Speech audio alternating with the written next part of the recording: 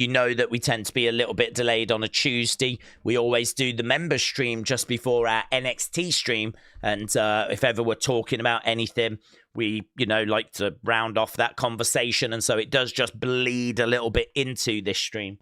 I should probably start the stream like 5 minutes past, but the truth is, if I did that, then I'd probably still overrun.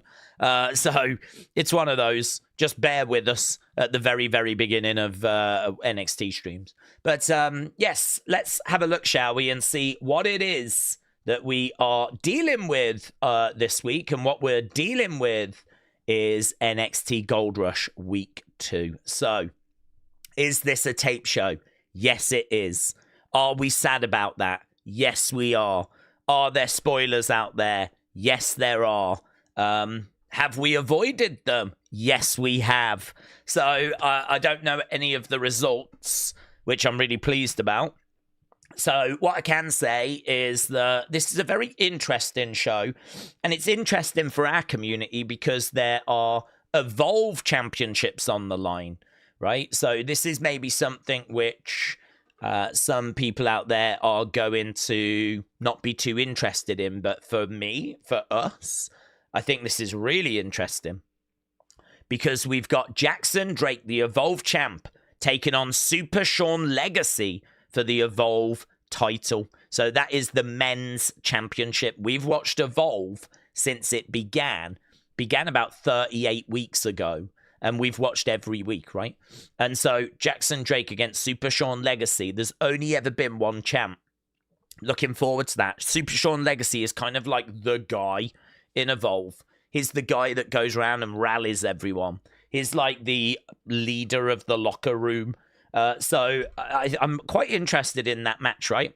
Then we've got Lainey Reed against Kendall. Now, that's interesting because I really like Kendall Gray. I think Kendall Gray is a fantastic wrestler. Lainey Reed is part of Fatal Influence. And Lainey Reed wants to get a championship, right, to bring to the group. And I think that this is going to be an interesting matchup. It's a very credible challenge. For Kendall Gray, but Kendall Gray is a fantastic competitor. Really, really great. So looking forward to that again for the Evolve Women's Championship. So both of those are interesting to me as a regular Evolve viewer. Then we've got Kelani against Jordynne Grace and Ying Lee. That is for the Knockouts title. That'll be fun. I don't expect Kelani to lose that. So I think that both of those could change. I think I could make an argument as to why they could change hands. I don't think that one does. So that one doesn't bother me as much, but it'll still be a fine watch. Myles, Borne, Trick Williams.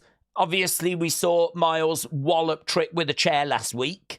So that could be interesting. I mean, I think they're trying to build Myles as kind of like one of those next breakout stars. They're really trying to frame him as someone that you should have on your radar. You should be aware of Myles Borne. Like, he is definitely someone to be aware of. So Myles Borne clashing with Trick Williams. Interesting. Yeah, I mean, I'm going to be interested to see how that's booked. And then we've got Zaria against Fallon Henley for the women's speed title. And they've done a really good job, actually, of making that feel like it's really important, and I appreciate that because I think the speed title is a championship and a match format that people struggle with. They don't really care for the fact like it's only 5 minutes long and it counts it down, and I don't know, it just doesn't seem to resonate and work with people. I see a lot of backlash to it, a lot of pushback to it, but actually Zaria's trying to win that title because she wants to get it back for Sol Ruka. And, you know, Sol used to have 2 belts. Now she's got no belts. And so she's trying to get it back for them. And obviously there's issues between Zaria and Sol. Last week, the towel got thrown in, right? And of course, Fallon is trying to get it because JC last week won the women's title. So Fatal Influence has got 1 champion. But we've got another member trying to get a 2nd championship and a 3rd member trying to get a 3rd championship. So we've actually got an interesting story there where both of them are trying to win this title for different reasons. Trying to bring another championship to Fatal Influence, potentially their third if Laney wins, and trying to get a belt back for Solruka, Zaruka, because obviously they've gone through some tough times. So yeah, there's loads going on this show. I do understand that it does feel like a big championship is missing, because I don't think people really are too bothered by the Evolve championships. I am, but the average viewer probably doesn't mean much to them. The TNA Knockouts title is not an NXT title, and plus I don't expect it to change hands anyway. And then we've got no title, and we've got the Speed title. Do you know what I mean? Like, this would have really benefited by Ricky Saints defending against Obafemi. But obviously we've saved that for Deadline, which isn't this weekend, because that's Survivor Series. It's the weekend after. So we've got Deadline coming up. And then I think the weekend after that is John Cena saying goodbye to us all. We've got 3 weekends of wrestling coming up. So we've got Survivor Series this weekend. Then we've got Deadline the weekend after. And then it is Saturday night's main event. And then I think the weekend after that might be AAA. Actually, if they show that show, then it'll be the AAA show. And then flipping out, I mean, it's Christmas. That takes us up to the 20th of December, which is mental. So, yeah, very wrestling heavy at the moment, but I love it. So, and I really enjoyed AAA. So if that show can be as good as it was the other day, let's go. Jared said, is it Pause Play tonight? Yes, it is. Is it, Paul? Oh, my God. Is it? You might be right, actually. I didn't even think about that. I did not even think about that. That it'll be on the... Oh, my God. You're probably right, aren't you? Oh, Jesus Christ. I did not even think about the fact that if they drop it on YouTube, it's probably not going to have the commercial interruptions. So that means that it's just going to be a video file that just runs. And yeah, you're probably right. I'm probably going to have to keep pausing and playing, and we're going to get out of sync. Oh, well, that's just ruined everything, hasn't it? That's just another reason why tape shows suck, because then I've got to try and get back in sync with everyone. Brilliant, Jared. Thanks for your contribution. Will said, hello, everyone. 6 months already. How are you all? So, Will H. Elp. Shout out to you, my friend. I hope you're doing well. I'm doing well. And I hope you're doing well. Steve said, since this was a tape show, do we need to pause commercial breaks if we're watching on Netflix to stay in sync? I think we will. That's normally how it goes. And it's going to suck. But there's not much we can do about it. I mean, look, we've done quite well this year, I think, with tape shows. I think that they know that the ratings go down for a tape show because the spoilers get out. And so I don't think it's in WWE's interest as a business to do lots of tape shows because ratings-wise, it takes a hit. So, we're kind of... It's one of those where, okay, we take it on the chin. Yeah, I understand why we're doing it. And fine, It's just annoying, that's all, because of the avoiding spoilers and having to try and keep in sync, and it's just, do you know what I mean? But it's not as good as a live one, but yeah, I get it. We don't begrudge people seeing their families for Thanksgiving. Big Time said, I remember us watching NXT on Christmas Day for their taped New Year's Eve show, and it's already been 11 months. Yeah, this year has absolutely flown. Absolutely flown. Dean said, Daze, I always appreciate the videos and the work. Well, thank you, but shout out to you. Edward said, did we see the video of the Vision after Raw? Don't know. What video was it? If it was in Unseen, then yes. If it was not in Unseen, then probably not. I saw the one where Brock said about let's go to the ring. And then Logan went and he was like, nah. And Logan ended up getting murked. So I saw that. And I saw the baby faces put in Prime over Logan. But I don't know if there was anything other than that. Hello, Daze. Hello. People just jumping in and saying hello at the Mo as we head towards the start of the show. James, hello. I'm surprised I've lasted as long as I did, considering the lack of sleep. Oh, yeah, James. Up all night, was we? Eh? James Chadwick, up all night. Filling someone's stocking at Christmas time. Cadet said, it's crazy. The Rock appearing on NXT was January, which only feels like a few months ago.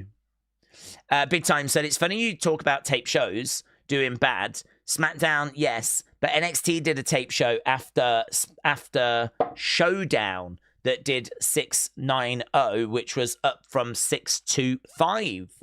Well, I don't know about specific individual shows, but what I do know is that generally tape shows bring the ratings down. Tyler said, how is WWE not going to water down Ilya being so over in the future? He is extremely popular and they could make him into a megastar. I think they want him to be a big star. I think that he was a big star in developmental, and he was someone that defeated Gunther. I mean, he is the anti-Gunther. So, however big Gunther's gonna become, and he's already a 2-time world champion, the thorn in his side, the problem, I still see him as his greatest rival, is Ilya Dragunov. And they are absolutely 100 million% going to want to do that match on the main roster. No doubt whatsoever. And it's not going to be that they face each other and, they don't give Ilya a chance or something. It's not going to be like in a tournament where Gunther wins. It's not going to be like what we saw against Carmelo, where Carmelo never really had a chance. I think they're going to do the match. They'll build it. It's going to be amazing. It's going to be your classic babyface, determined, heart, fire, passion against Gunther, the ring general, the big, Matt is sacred monster that loves to dissect people, chop them into the shadow realm, all that kind of stuff, right? They're going to want to build that as a proper showdown. A proper match. So I really don't think there's any pouring cold water on Ilya, trying to hold him back. I think if it feels like they're trying to make him into a big star, I think it's because they see him as being that sort of anti Gunther, that sort of that level. I could see Ilya easily get into a world title. No issue, honestly, no problem. I could see him being world heavyweight champion, no problem. I think his heart, his desire, all of that, I could see him, he will get to the top of the mountain regardless of how high that mountain is. I mean, the thing with Ilya is he just keeps going. He just keeps climbing. You could make the mountain bigger and he will just keep climbing till he gets there. He is so determined. He is ferocious in his training. I don't know if you've seen any of his training videos. They are incredible. So, the work that he puts in, the focus that he's got, the determination that he's got, the heart, the hunger, the desire, all of those words, it's just, everything's turned up to 11 in it. And you just can't help but admire Ilya Dragunov. And we have done. This is the same guy we were watching in NXT and NXT UK. Has been on our radar for years and years and years. He's been in WWE. I mean, I remember him having a match with, I think, was it Cesaro back in NXT UK? I'm sure we did a bit of an open challenge. It was going to be Ilya against someone, and we didn't know who it was going to be, and it turned out to be Cesaro. I mean, this is a good few years before the pandemic. This is like 2018. I mean, I remember, that's like nearly 6-7 years ago now. I mean, he's been in the system that long, and it's just been incredible, isn't he? He's just been incredible. Do you know what I don't remember is I don't recall his debut. I don't remember that. I don't actually remember his very first match, which is something I need to go, because he kind of came in not as a big star in my eyes. He just came in as someone that had a bit, like, he came in, and I remember people like, there was a bit of a buzz around, like, have you seen that Ilya guy? He's really good, you know. And so you wanted to, like, check him out. And then, you know, he kind of got onto the radar. And this was before, you know, a little while before even the Gunther matches. And then he has the matches with Gunther during the pandemic that just flip in. I mean, those are, honestly, that is genuinely a very interesting video, actually. Like, amazing matches that took place away from, like, the normal shows. So, you know, for example, amazing, like, not PLEs, not Raw, not SmackDown, but, like, amazing matches that kind of took place elsewhere. A famous one would be, like, Bret Hart against Tom McGee. So I'm sure you've heard that story about how Tom McGee was meant to be, like, this future prospect in the 80s. And so Vince was like, well, put him in there with Bret. Let's have a look at him. And they put on, like, they wrestle, and they put on this amazing match. And it's amazing. It's a fantastic match. And as a result, WWE get really excited about Tom McGee. Really excited. And then as soon as they start putting him in with people that's not Bret, they soon realize actually Bret was doing a lot of the work in that match. Tom's good, but is not what we thought. It's actually Bret that was amazing in the match, that was kind of making Tom McGee look so good. But that match became like a real lost classic. And it was it wasn't on TV. I don't believe it was on TV. I believe it was like a dark match before a TV taping. And it was like one of these matches that everyone was talking about, like, have you heard about this match? Have you seen it? Like, and there was footage that was being traded around. It was like tape trading.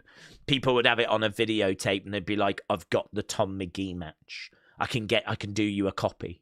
And a WWE Network actually found it, because they lost it, and they found it, and they uploaded it to the network. And I think you can now find the documentary about it and the footage they found of it, which is quite a chunk of footage, right? It's not like just a minute. It's like a good chunk of the match. I think there is a couple of moments missing at the beginning, but it's a good chunk of the match. And it's fine, to be honest. I personally didn't feel like it lived up to the hype, but it was fine. I'd imagine it was good for its time. But yeah, like, you could do a really good video on YouTube about matches that are amazing, mind-blowing, like, and didn't take place on Raw or SmackDown or, you know, any of the PLEs. And that Tom McGee one would be an example. But another example, Ilya Gunther, NXT UK. It was in front of no people because it was the pandemic.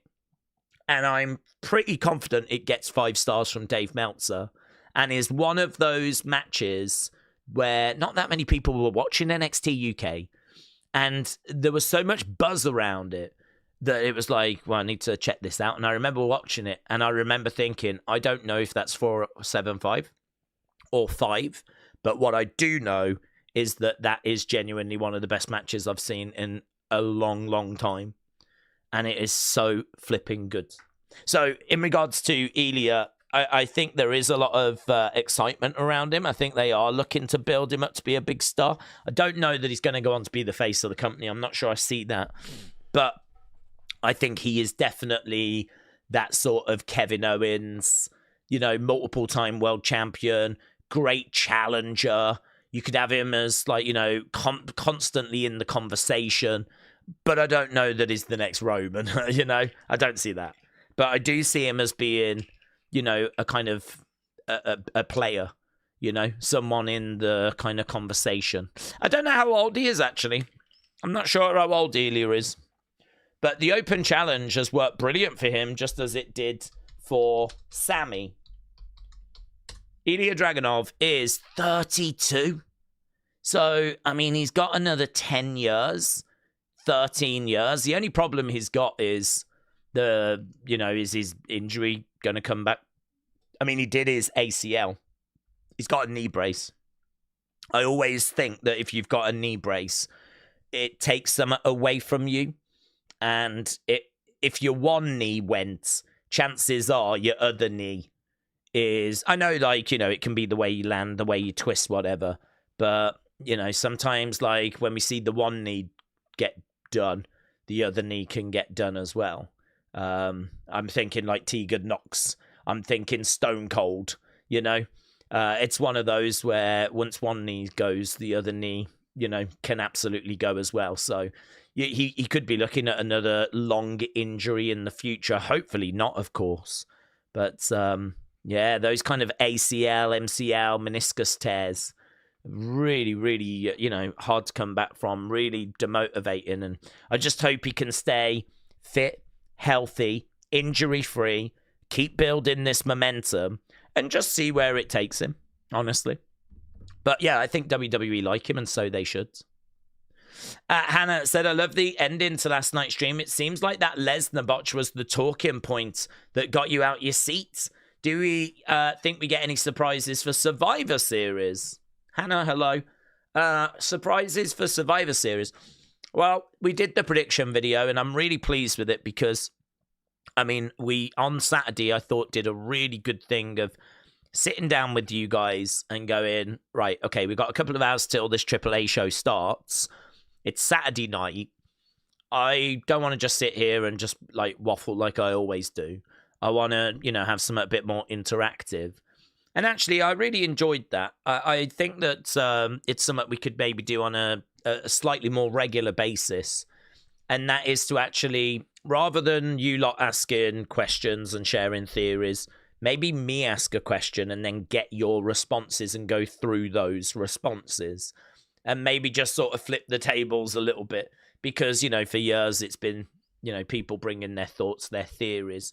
Maybe, there's opportunity to spin it around and go, okay, what do you think about this? And then get your thoughts and your theories. And I do think that's something we don't do enough of. But to be honest, it's not something I've ever really thought about. But it worked on Saturday. And the question was very simple. Outside of the match results, so I'm not interested in who you think wins.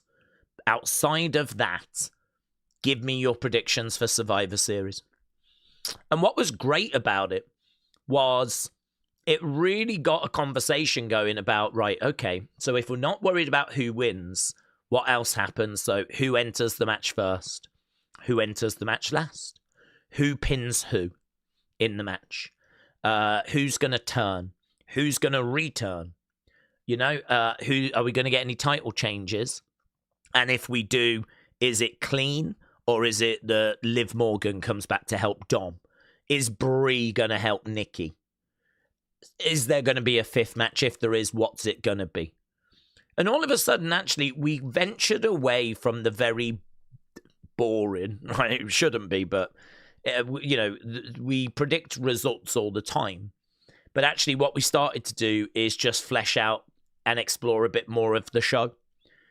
And that to me is the harder work. I think it's easy to sit there and go, right, here's my predictions. I think John Cena wins. I think Stephanie wins. I think the women babyface team. Do you know what I mean? You've only got two to choose from. It's either going to be that or that. So that's easy. But actually digging into the show going, okay, yeah, but who pins who? And who starts the women's War Games match off? And who starts the men's off? And is there going to be outside interference? Are we going to see Austin Theory? Will there be a Rock appearance? Like, digging into the other aspects was really interesting. And I really do want to look to do that for PLEs moving forwards, because I just thought it was way more interesting. I really got a lot from it. And I don't know quite how we build that into the weekly structure. I don't know if we do a special preview show, maybe the Sunday before every pay-per-view next year. And that preview show is where we have those conversations and we dig into these thoughts. And maybe we do that and, explore that. And, then I can bring kind of the key points out of it into the official predictions video like I did, right? Where I shouted people out. And I love all, I think that's great. I mean, that all works and it fits together and it feels really good. So I think in regards to Survivor Series returns and all that stuff, I feel like we did a really good job of getting a lot of that into that predictions video. Like, I really do like that predictions video. That was a predictions video that did get, like, I never tried to phone any of them in, but that one, because of your help, I think had more about it. It was more than, like, I think you would normally get in a predictions video. And actually, I think it's unlocked something we can really explore next year. So I was quite excited by that video, genuinely. And it's nice to see that it's done fairly well. I mean, it's up there in views with, like, the Unseens, which is good considering it's a video that I don't know how it was going to do. Honestly, I had no idea. So the fact that it's ended up doing like around 6,000, which is kind of where Unseens are at this time of year, then, I'll take that. I mean, obviously, I wish all of them were a bit more, but it's, I'll take that. So in regards to returns, I mean, Theory, Randy, Liv, these are kind of some of the names that have been bandied around. Brie Bella has been bandied around. Certainly not expecting Edge. Certainly not expecting Jericho. Not expecting them because I don't think either are available. So, I mean, if we was to get, like, a Jericho, it would be a genuine mind-blowing shock. Maybe a Rock. I mean, I do think there is some in that, because The Rock played a big part in John Cena's last year with the whole sell your soul, all that stuff at Elimination Chamber, and then just abandoned him, right? But not only that, I think The Rock has got a lot of time for John. I mean, they were not on the same page when they started feuding. They famously did genuinely not like each other. And I think that going through that kind of brought them actually quite close. I think when you do 2 WrestleManias and you break records and you're throwing your best shots at each other, somewhere in there they found respect for each other. And actually now I genuinely believe they're quite good friends. And I think that it was interesting, actually, the night after WrestleMania when everyone was complaining about The Rock not being there. He went on to one of these podcast shows and he said, I could have gone there. I was free. I was available. But that was John's moment. That was him getting number 17. And I did not want to overshadow that. And, that was if that is true, then I think that is coming from a very positive place, a very respectful place. And I think the same could be true for Saturday night's main event. I think The Rock might have that same mentality of, I'm not going to get in John's way. I'm not going to overshadow his final moments in this company. So I'm not going to appear. I could be there and I could be appearing, but I don't want to take any of the spotlight away. So that does beg the question. I think it was Wrestle with Andy that mentioned this. It does beg the question, does he appear at Survivor Series and just have a handshake or an acknowledgement or something to John so that he can do it before John goes, but not do it on that last show? So is there a chance for The Rock? I would say there's a chance. I think how you work that into the show is going to be tricky because I think it needs to be a moment a bit like when Undertaker came out at the Netflix premiere, kind of rode around his bike and showed respect to Rhea. Do you remember they both threw their arm up in the entranceway? Or when he came out and he kind of passed the torch over to Bray, and it was like a respect segment. There wasn't really anything said. It was just respect. I think this would need to be something like that. The problem you've got is that The Rock's a heel, but then sometimes on TV he plays himself and is out of character. And it's like, it's messy, isn't it? It's messy. So how you present that, I'm not sure. I'd have to really sit down and give it some thoughts. But yeah, is there a chance that we get The Rock so that he can just pay respect to everything Cena's done for the industry? Yeah, potentially. I don't think he does it on that Saturday night's main event unless he sends in like a little video, which means he's not there, but he still sends his thoughts and his best wishes and love and all that. So he can do it, but just not get in the way. And maybe that's better. Maybe that's cleaner. Maybe that's simpler. Maybe, you know, and I do think that Saturday night's main event should have that. It should have lots of stars from the past sending in there. John, just wanted to send you a quick message, mate. What a career. Your impact on professional wrestling, undeniable. You are what they say you are, and that is the GOAT. John, enjoy tonight. Just enjoy it. You deserve this so much. Love you, brother. Something like that, you know. It'd be great if, like, Ric Flair, Undertaker, Rock, Stone Cold, you know, all the greats sending in these messages and dot them throughout the show. I do understand, actually. I've said before why Triple H was talking of doing that Saturday night's main event as a 2-hour special, because I think you could do stuff like that quite comfortably. And then also drop in a countdown of Cena's best moments, top 20, dotted throughout the show. You could do interviews with his greatest rivals just sharing their thoughts. I've seen people saying that they don't want that to be a documentary, but what I've just said is not a documentary. It's not a look back at John's career. It is a celebration of John's career, leading up to the final match, which could be at the start of hour 2. You know, we could go backstage and see John kind of get, like you do with boxers getting ready. You know, we could go backstage and John's there kind of chatting with people backstage, you know, kind of signing some autographs or whatever. Just check in with John, do the countdown, have video messages, interview with The Miz, where he shares a few stories and a few thoughts about his time with John at the couple of WrestleManias they did in particular. You know, you could have Shawn Michaels coming on. You could have Stephanie there. She could share some stories. I totally understand. Like, in my mind, it makes sense to do that for an hour. Start hour 2 with the match. That takes us to, you know, I don't know, half an hour left to go in the show.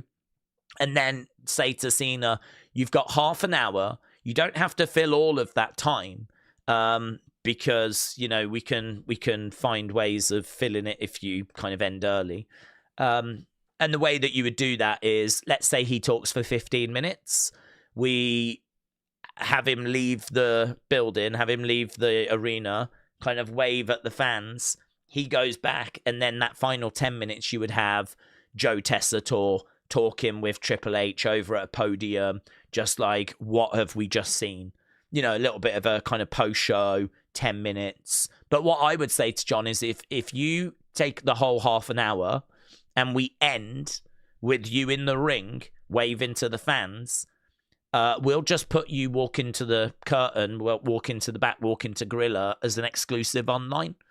So we'll just have that as a social media exclusive. You take as long as you want with your promo. We can give you half an hour. And, I mean, I've got to think that's enough time. I mean, you got to draw the line somewhere. So you can have half an hour. If you end early, then, you know, we'll just film you kind of signing stuff with the fans. Or if you end up going to the back, we'll film that and we'll cut to a podium. Like, we are flexible. We can do whatever you want. And a 2-hour tribute show, I can see it. Like, we can fill that. So this criticism of, oh, it's a documentary, like, no, it's not a documentary. It's a celebration. And that John deserves that. But that's not what John wanted. What John wanted is he wanted to showcase the future.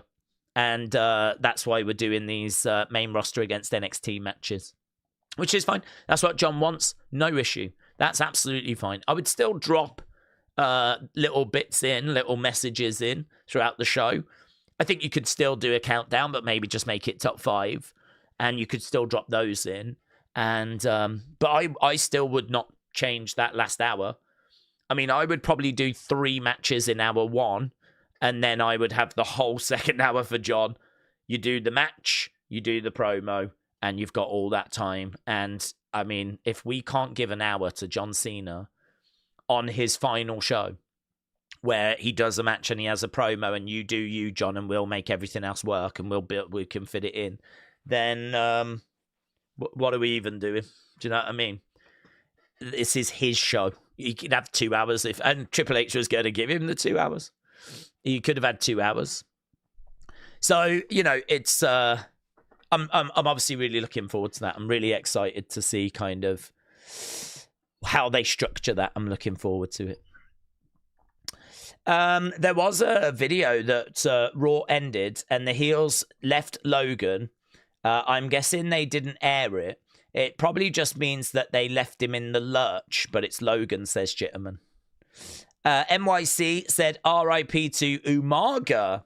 If he was still around, he could have been one of those people to fight John. Yeah, last time. Well, maybe. I don't know how old Umaga would have been, actually. Age-wise, I don't know. Let's have a look. When was Umaga born? 73. So he would have been, how old would he have been? He would have been 52. No, I don't think at the age of 52 he would have fought. So I think he's someone that could have had a contribution. Do you know what I mean? Like, I'm surprised, actually, that we've not done more backstage moments. I'm surprised that we've not done more Cena giving advice to people that sort of seem a bit lost. I would love a John Cena Austin Theory moment. I keep saying this, but I genuinely would, and I'm very frustrated we've not found a way of getting to it. John Cena Austin Theory, I'm so frustrated. That to me is just a real missed opportunity, but I don't know. Perhaps there's more going on there, you know? Perhaps Theory is just not where I want him to be. I mean, clearly he isn't, because, I mean, he's been stuck in A-Town Down Under, and then he's gone missing for ages. And, you know, I mean, I think we all thought that and hoped we'd be further along with Theory than what we are right now. But I think he got so buried by Cena that it would be brilliant to get. I really feel like we need some closure on that. I need closure on that. So I'm sure Theory needs closure on that. You know, Grayson still takes the mick out of Theory about it. Is like, I love to put that promo on of John Berry and Theory. I like to go to sleep to it most nights. When he was throwing shade at Austin Theory. So you know that he's kind of is ribbing him about it, and he must have, as they travelled around, I bet he's genuinely asked him about it as well. Like, how did you feel? How did it come about? All of those road stories would be so interesting in a video, you know? Honestly, they used to do Ride Along, which was a show where the superstars would drive each other to the next town. And obviously, we don't do as many house shows now, so there's not so much of that happening. But, you know, imagine Theory and Grayson riding, and Grayson genuinely asking Theory about, talk to me about the John Cena stuff. Talk to me about what happened and how you feel it went. And actually, it's kind of one of those sit-down interviews like you get with the podcast with Stephanie and everything.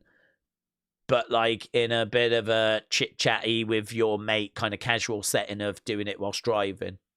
And yeah, it's, you know, interesting. I think that could be really interesting. So I really wanted John to have some of those moments. Have him with Miz, have him with Theory. Those two quite high on my list, to be honest. I suppose, and Umaga it would be one of those if he was around. But I don't think at the age of 52, he would have had a match. Although we did wrestle R-Truth, and R-Truth's getting on. R-Truth is 53. But he is also an active wrestler. I don't know if Umaga still would be. Or if he would have, retired by now. So, don't know. It's hard to know, innit? What with him having been gone for so long. Wrestle with Andy, hello. What's the favourite Cena moment or era? I love his feud with The Miz and The Rock, says Wrestle with Andy. I think that I might go back to him and Shawn. I might go back to so he wins the title at 21, WrestleMania 21 against JBL. He'd won the United States Championship at 20 against Big Show.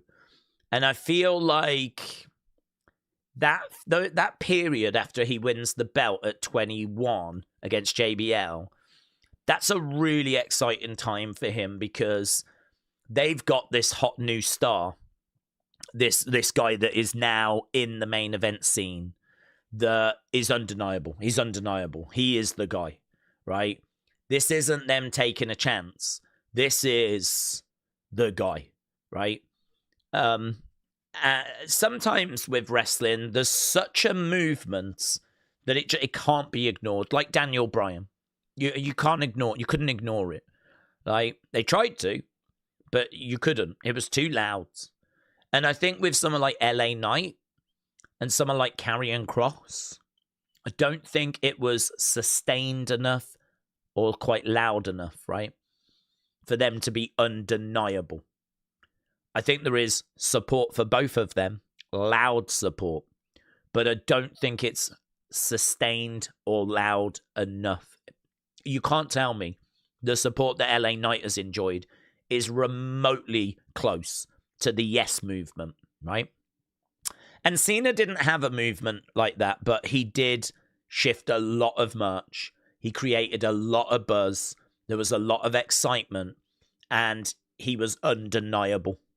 And I think that period for me of him being given the ball, and it's not long after that, it's around that time he starts getting into it with the likes of Shawn. And I really enjoyed his matches with Shawn. And they have a fantastic match on, I think it's Raw, that is, and obviously they face at WrestleMania as well. And I think that what he's doing, where they've got this guy, this exciting new main event talent, they've given him the ball. I really enjoyed that period where it's new and fresh and exciting, and there's a buzz, and people hadn't turned against him at this point. It was still very much everyone was on board, everyone was excited. I think as time goes by and he becomes more PG, more Super Cena, he's more seen as just being shoved down everyone's throats. He never loses. Clearly this has worked and Vince is going to milk it, but there's other people that people like, and they're not getting the opportunity, and it's always Cena in the main event of WrestleMania, and so on, so on, so on. I mean, by the time we get into, I don't even know really when the turn comes. I'm not too sure what year it was where you could really see the backlash coming. I mean, I know that when Cena faces Rob Van Dam at One Night Stand, that is one of the most hateful crowds, one of the most passionately anti-Cena crowds. But they leaned into that one, obviously, when he's going into the ECW arena. And, well, it wasn't at the arena, sorry. It was at the Hammerstein Ballroom. But that's their ground, right? That's not a venue WWE tend to do shows. So kind of going into ECW's world and getting booed out the building, people throwing his shirt back, all that. I mean, I love that. But I think the backlash is starting to show around that time. So that time is what, 2006, 2007? I'd have to go back and have a look. But I'm thinking it's probably around that point where we're starting to really see back. But I think that period just before might be my favourite Cena period. I do love the Rock interaction stuff. I think, though, that I found that sucked a lot of oxygen out of the room. I think that was such a major focus for the company. I didn't really feel like other people were being given much to work with at that time. I think that really 28, 29 is all built around them. And I think, to be honest with you, in that time period, I'm a bit of a CM Punk guy. Like, that was, and I'm a Daniel Bryan guy. And those are the people that I'm interested in more than the Rock and Cena. Rock and Cena's fine, but that's just a match to me that is going to be the big match. But like, what are we doing with Daniel Bryan? What are we doing with CM Punk? Like, this is more interesting to me. And then the Shield obviously come around that time. And so then the Shield are very much on my radar, and I find them exciting. So Cena Rock is like the big blockbuster film. Yeah, Cena Rock is Transformers. That's how I view it. Cena Rock is like the big blockbuster Transformers movie, but it's not the movie that I'm interested in really going to see. I'll watch it if it's on, or, you know, someone wants to go, a friend wants to go, but there's other films that I'm way more into. And that to me was kind of the Cena Rock stuff. I enjoyed the promos. I thought there was some really good promos. And of course I wanted to see who was going to win and how the match was going to play out. But at that time, I was not a massive Cena fan. I wasn't against him, but he just was, you know, he'd fallen down my pecking list. And The Rock was very Hollywood, kind of, you know, he was coming back. I hadn't really watched his films. It's interesting because The Rock and The Rock's movie career is not something that's ever really resonated with me. I've never seen Scorpion King. I've never seen like Tooth Fairy. There's lots of Rock films that I've never seen. I've never seen the Jumanji movies. So to me, like, the Rock movies don't do anything. They don't add to, you know, his aura. I know he's a film star, but a lot of those movies I've never seen, I don't care for. So The Rock to me was kind of this Hollywood guy that we were meant to be really grateful had returned, but I wasn't really bothered about his movies. So I was just trying to get whatever I could from his return, and that was like the promos were really good. And do you remember him making fun of that kid at his house that was dressed up as John? Like, that was brilliant. That was so much fun. But there were other things I was more into. So I think the excitement of Cena arriving in the main event scene is the period I would go back to. And then after that, actually, after like WrestleMania 30, which is him and Bray, I mean, we start then to sort of drift into the sort of post-Cena landscape. I would say once we get past 2014, 2015, because 2015 is in like a flag match with Rusev at WrestleMania, you know?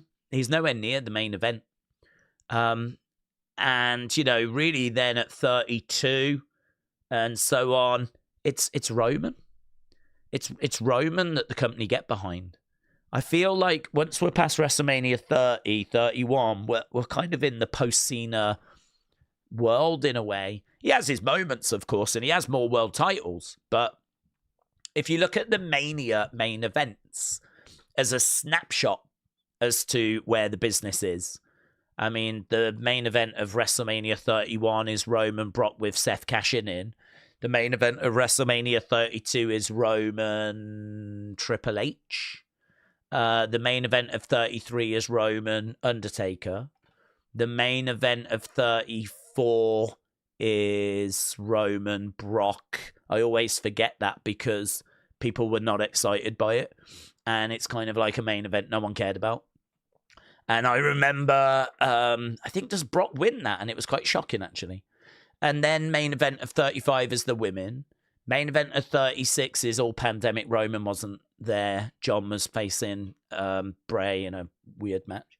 Then at 37, it's Roman against Edge and Daniel Bryan. 38 is where we've got Stone Cold Kevin. It's where we've got Brock Roman again. 39, Roman against Cody. 40 is where Roman Cody. I mean, you can see Cena's well out of it at this point. Just if, the main events are a snapshot. So for me, I kind of look at that and I'm like, well, he has a brilliant, interesting start. Divisive middle. Big kind of rock feuds. And then he kind of starts to drift out of the kind of main events and the big matches. Once we get past 30, still a big player, still at WrestleMania. But I mean, what was it he's doing at 33? He's doing him and Nikki against Miz and Maurice. I mean, we're a long way from the Mania main events at that point. 36 is in the Firefly Funhouse match. Is it 40? He is sat in the crowd waiting to face The Undertaker in a match that lasts like a minute or 2 minutes. I mean, again, we're a long way from the main events at this point. So he's got these different phases in his career, and obviously prototype even before the bit I'm referring to. But yeah, if I was to go back anywhere, I'd go back there. I think we're all heading for Punk Reigns at Mania. That would be good, Aaron. I think that's the biggest match WWE can do right now, other than Cody Rock or Reigns. But that's not possible. Too many goosebumps. Wrestling Shop, says James. They've got new arcade machines. Wrestling Shop. Have you seen on Wrestling Shop? They've got arcade machines. Wrestling Shop. Our friends at Wrestling Shop. Jesus Christ. They have. How much is it? Oh dear. Expensive. It's nice though, isn't it? 5 in stock, £699. 6 games included though. What games do you get? Including WWE WrestleFest, Superstars, Big Pro Wrestling, Super Dodgeball, Combat Rides, and Acrobatic Dogfight. Do you know what, right? I don't have the money for this, of course, but that would be really tempting if you could download some software to it that would allow you to add games. I mean, obviously you can download games quite comfortably, right? And very small. I mean, the games from the classic arcade era were very small in size. So it's not hard to download. I don't know what they're called. I can't remember what the file is called, but it's like ROMs or whatever, right? And you could have Street Fighter and Mortal Kombat and all of those on a relatively small memory cards. And then you could have like, an emulator that runs it. If you could download that and, that becomes a lot more attractive. I mean, 700 for 6 games. And some of these games, I mean, I've never heard of Combat Rides or Acrobatic Dogfight or, Super Dodgeball. I mean, I'm sure it's great, but really you're getting it for WrestleFest, aren't you? And Superstars, which I was going to say, I think that might be the first arcade game. So you're only getting 2 official WWE titles and then some like random ones chucked in. So it's a lot of money, isn't it, to spend when you're getting so few? I feel like this should come in like at least 20 games. You should get like 20 odd games. Ideally, a Street Fighter being in there and a Mortal Kombat, but obviously they'd have to pay for those licenses, and they don't want to do that. And you know what cost of living is like. If you think though that a belt, one of those replica belts, the new Undertaker belt's like 800 and some £1. So if you think you could have a whole arcade cabinet with one of the great classic wrestling games. For 700, if you reframe it that way, I suppose it's not as bad. Do like all the artwork and everything on it. It looks really, really good. Certainly if I had my own place and I had money then I might be tempted. But that is very much out of my price range. But James, thank you. Always good to see what they've got going on at Wrestling Shop. Love those guys. Haven't spoken to them in so long, you know. It's been a couple of years since I spoke to them. Did that Wrestling Shop live. All went really, really well. I enjoyed it. They were really positive about it. And then they haven't done another one since, to my knowledge. And I've not... I mean, it's down to me, isn't it? I should really hit them up. But I really like those guys. They were always so nice. Really genuinely good people, so... Yeah, very good. Chris said, that is crazy. I looked to see about a belt, and it was like 500 plus. What the hell? Yeah, I know, it's crazy. But then, the cost of everything has just gone up, hasn't it? So drastically. Steve said, I brought an old arcade machine, a Schragen arcade machine. Rebuilt the whole thing. Oh, look at you. Added all kinds of games. And I spent a fraction of what an actual machine costs. If you are very technically minded, like it seems you are, Steve, yes, you can actually get all the bits you need to build something at a much cheaper cost. I mean, I've seen in the past that you can get like even cabinets exteriors, which are, you can have like ones that just fit on your desk, countertops. You can get like proper tall freestanding ones, and it's just the structure.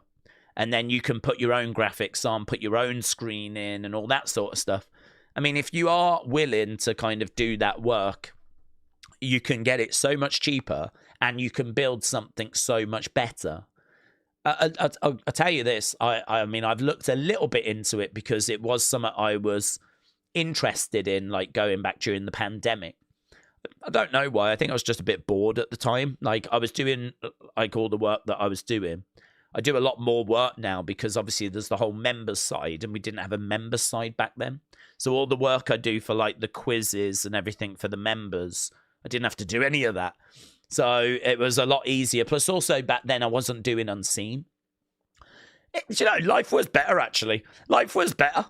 All I was doing was streaming. I was just streaming each day. Couple of hours, but I wasn't having to do Unseen, and I wasn't having to do all the members stuff and all that kind of stuff, right, which takes up so much of my time. So I had a bit more time, and I looked into it, and you can get a Raspberry Pi little computer. It's only like this big. It's very small, a Raspberry Pi. It's bare bones basically, but they're very good little computers for very cheap amount of money. And you could download whatever you need to onto that software, download a load of games onto it as well. And I mean, like, it's really quite cheap to actually get a system that can play Mega Drive and all these classics, or like arcade games, all that sort of stuff. They can just run on emulators, and you can just download it onto like a Raspberry Pi. And then you can put it into a little arcade cabinet, slap a screen in there, and get you... There's even, like, places that sell, like, do-it-yourself packs. And so it's got everything. You just have to build it yourself and put it together and whatever. But, I mean, if you do it step by step, it should be achievable. Or you can just build ready-made ones that other people have done, but obviously you'll pay a bit extra. But yeah, I mean, there's no reason why you can't have thousands of games. It's obviously a big question around legality, but, So when you look at things like that and it's £700 for 6 games, you kind of go, I know I can definitely get better than that. Maybe not legally, but I can definitely get better than that. It looks good, though. I love all the stickers and everything, all the graphics. It does look really good.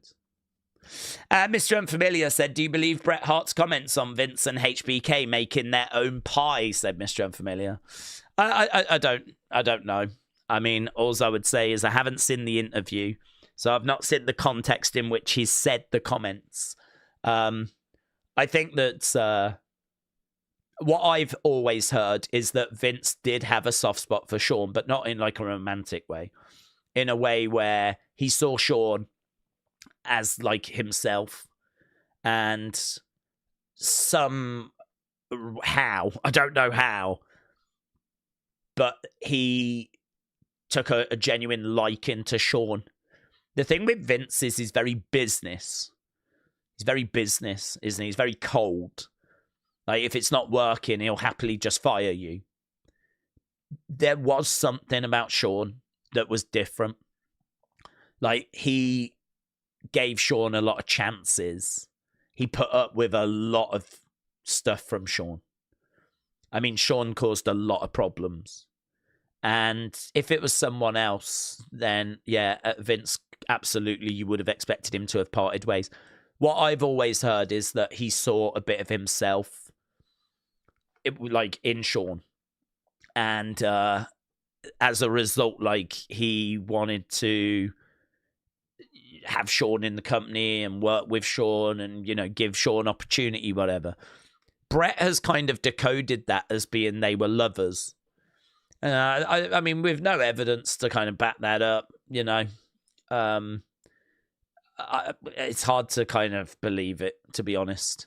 It just sounds quite bitter, doesn't it? It just sounds like Bret is bitter. The Montreal screw job, the way he was treated, the lack of opportunity that he thinks he should have had. There's another thing that I saw the other day, actually, which is Vince said to Bret, I can't pay you the money to, like, that I was going to, and so you need to go. And Bret went WCW at the end of 97. And then a few weeks later, Vince is offering the Ultimate Warrior like $750,000 to come back to WWE. So it's mental. I think it's like dated December of 97. Vince is offering the Warrior $750,000, but equally he didn't have the money apparently to pay Bret what he was going to be paying Bret. Now I don't know if it was going to be more than that, but there's certainly some money around. Otherwise, how are you going to offer the Warrior $750,000, right? So I could understand Bret hearing these kinds of stories and, you know, being privy to a lot more backstage conversations than what we've ever been privy to. And, you know, being frustrated, feeling like you weren't really wanted. And, you know, he's had to fight for whatever he could get. And then ended up getting forced out, really. And obviously, you know, he would come back and he'd do stuff with WWE. But I think we can tell Bret is a very bitter person, holds a grudge, right? And so you do look at that and you go, is it that?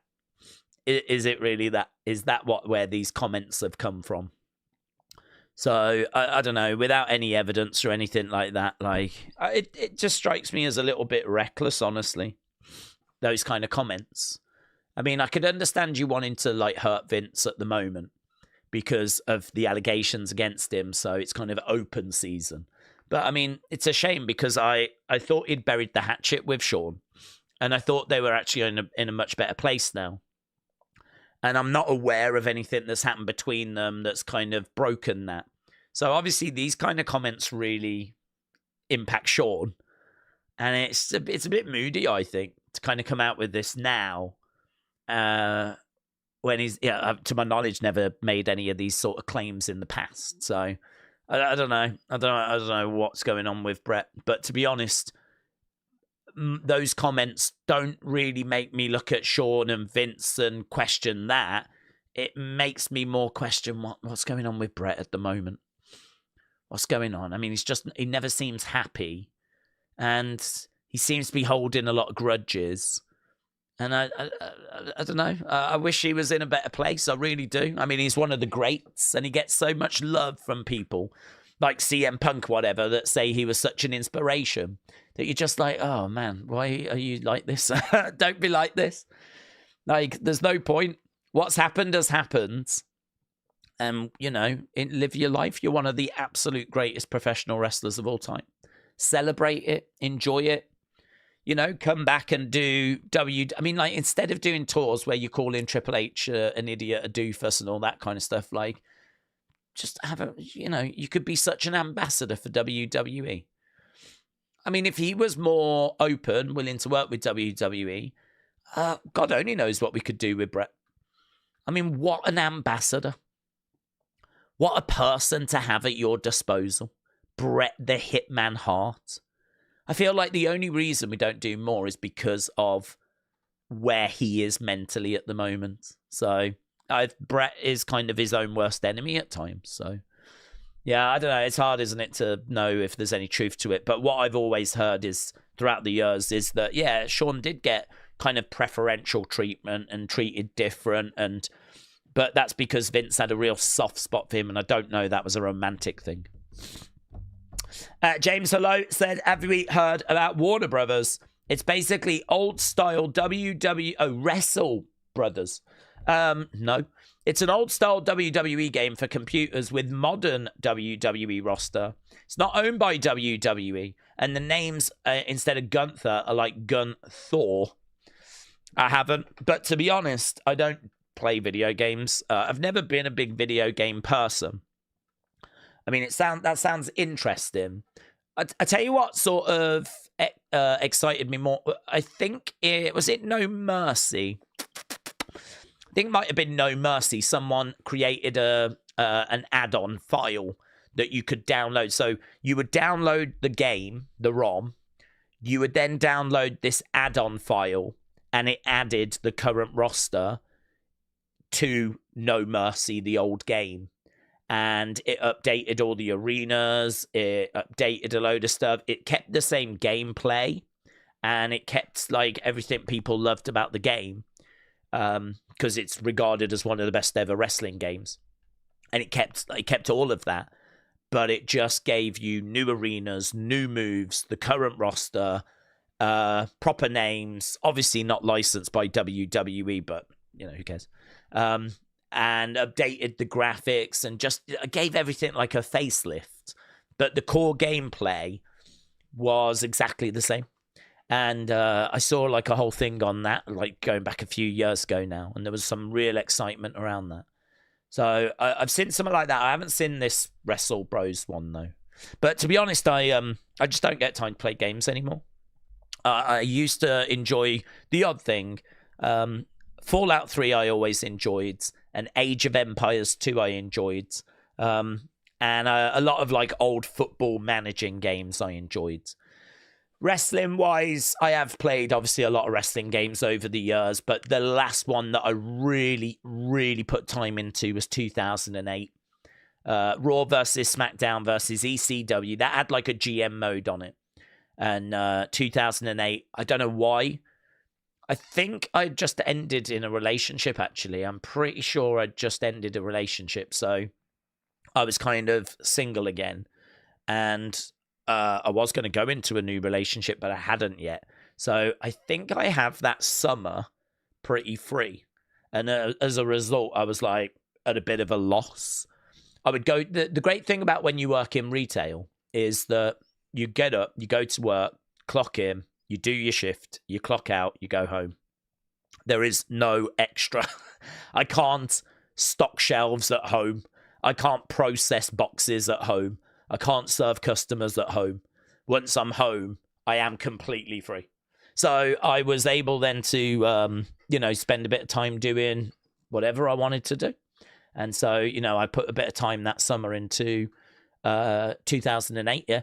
And I really did like play quite a bit of that game, and I really enjoyed it. And I loved the GM mode in that game, where you can actually pick your roster, and then you could do matches, you could do promos, and you built the shows. And and then of course you get the feedback, what the audience thought, and then there might be an injury, and so then you've got to. And I really enjoyed that aspect of the game. The thing is, after that, I mean, I am in a relationship after that, and I don't have that kind of spare time anymore. And so I've never really put any time into any wrestling games since, to be honest. I haven't even bought the last couple of years because I was still, believe it or not, still buying them and not playing them. And what a waste of money. I mean, there is so much money I have wasted over the years doing stuff like that. So much money I've wasted that actually I've got to the point now where I've accepted I do not have the time. And so I don't have a PS5. I'm not getting a Switch 2. I'm not getting any Xboxes or anything like this. And when GTA comes out, I won't be getting it. Even though I'd love to sit down and give it a go, I ain't got the time. And I know that, and I've accepted that. And that's it. So, yeah, no Wrestle Bros, anything like that. Not something that's ever been on my radar. But if you are into that, it does sound very interesting. Say No to Technology says, I hope Jericho comes back and has a final run and goes into the Hall of Fame. Chua, shout out to you, said, do we think AEW would let Christopher Daniels come to see John Cena's Hall of Fame speech? Yeah.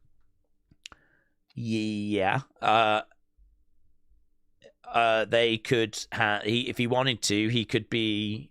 I mean, I don't think they would allow him to be shown on screen, but if he was, in a box, and kind of out of the way, then yeah, don't see the issues.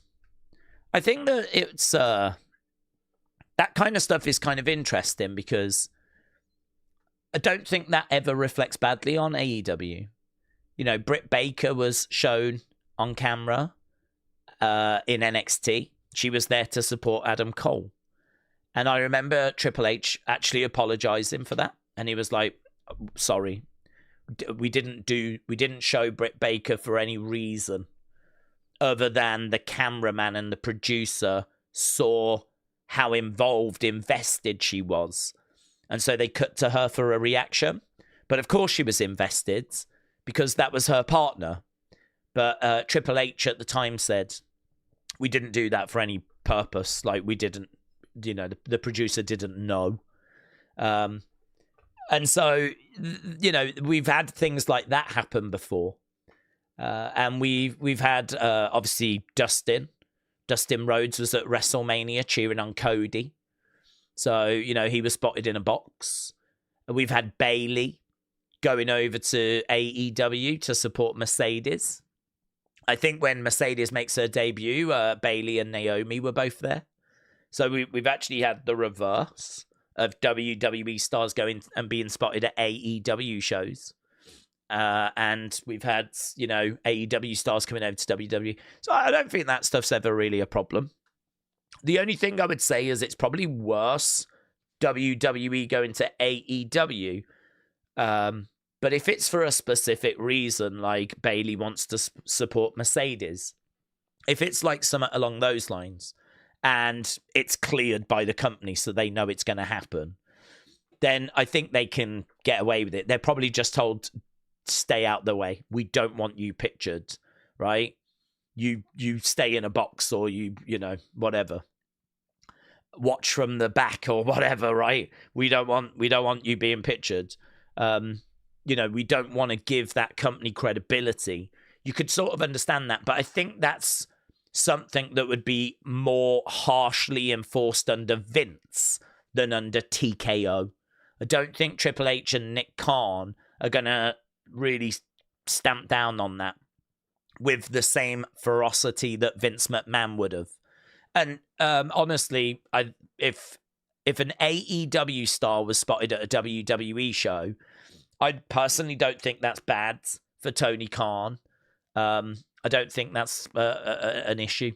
If there's a reason for it, if they just went along and watched the show, then then all of a sudden it might seem like, oh, they've gone to watch some real wrestling or something, right? That's what the tribalism would throw out. But if it's like Jericho comes back to WWE and some AEW stars want to support him, I think you can understand why they're there for that. And, as a result, if they get pictured, all it does is it just gets people talking about AEW for free. Do you know what I mean?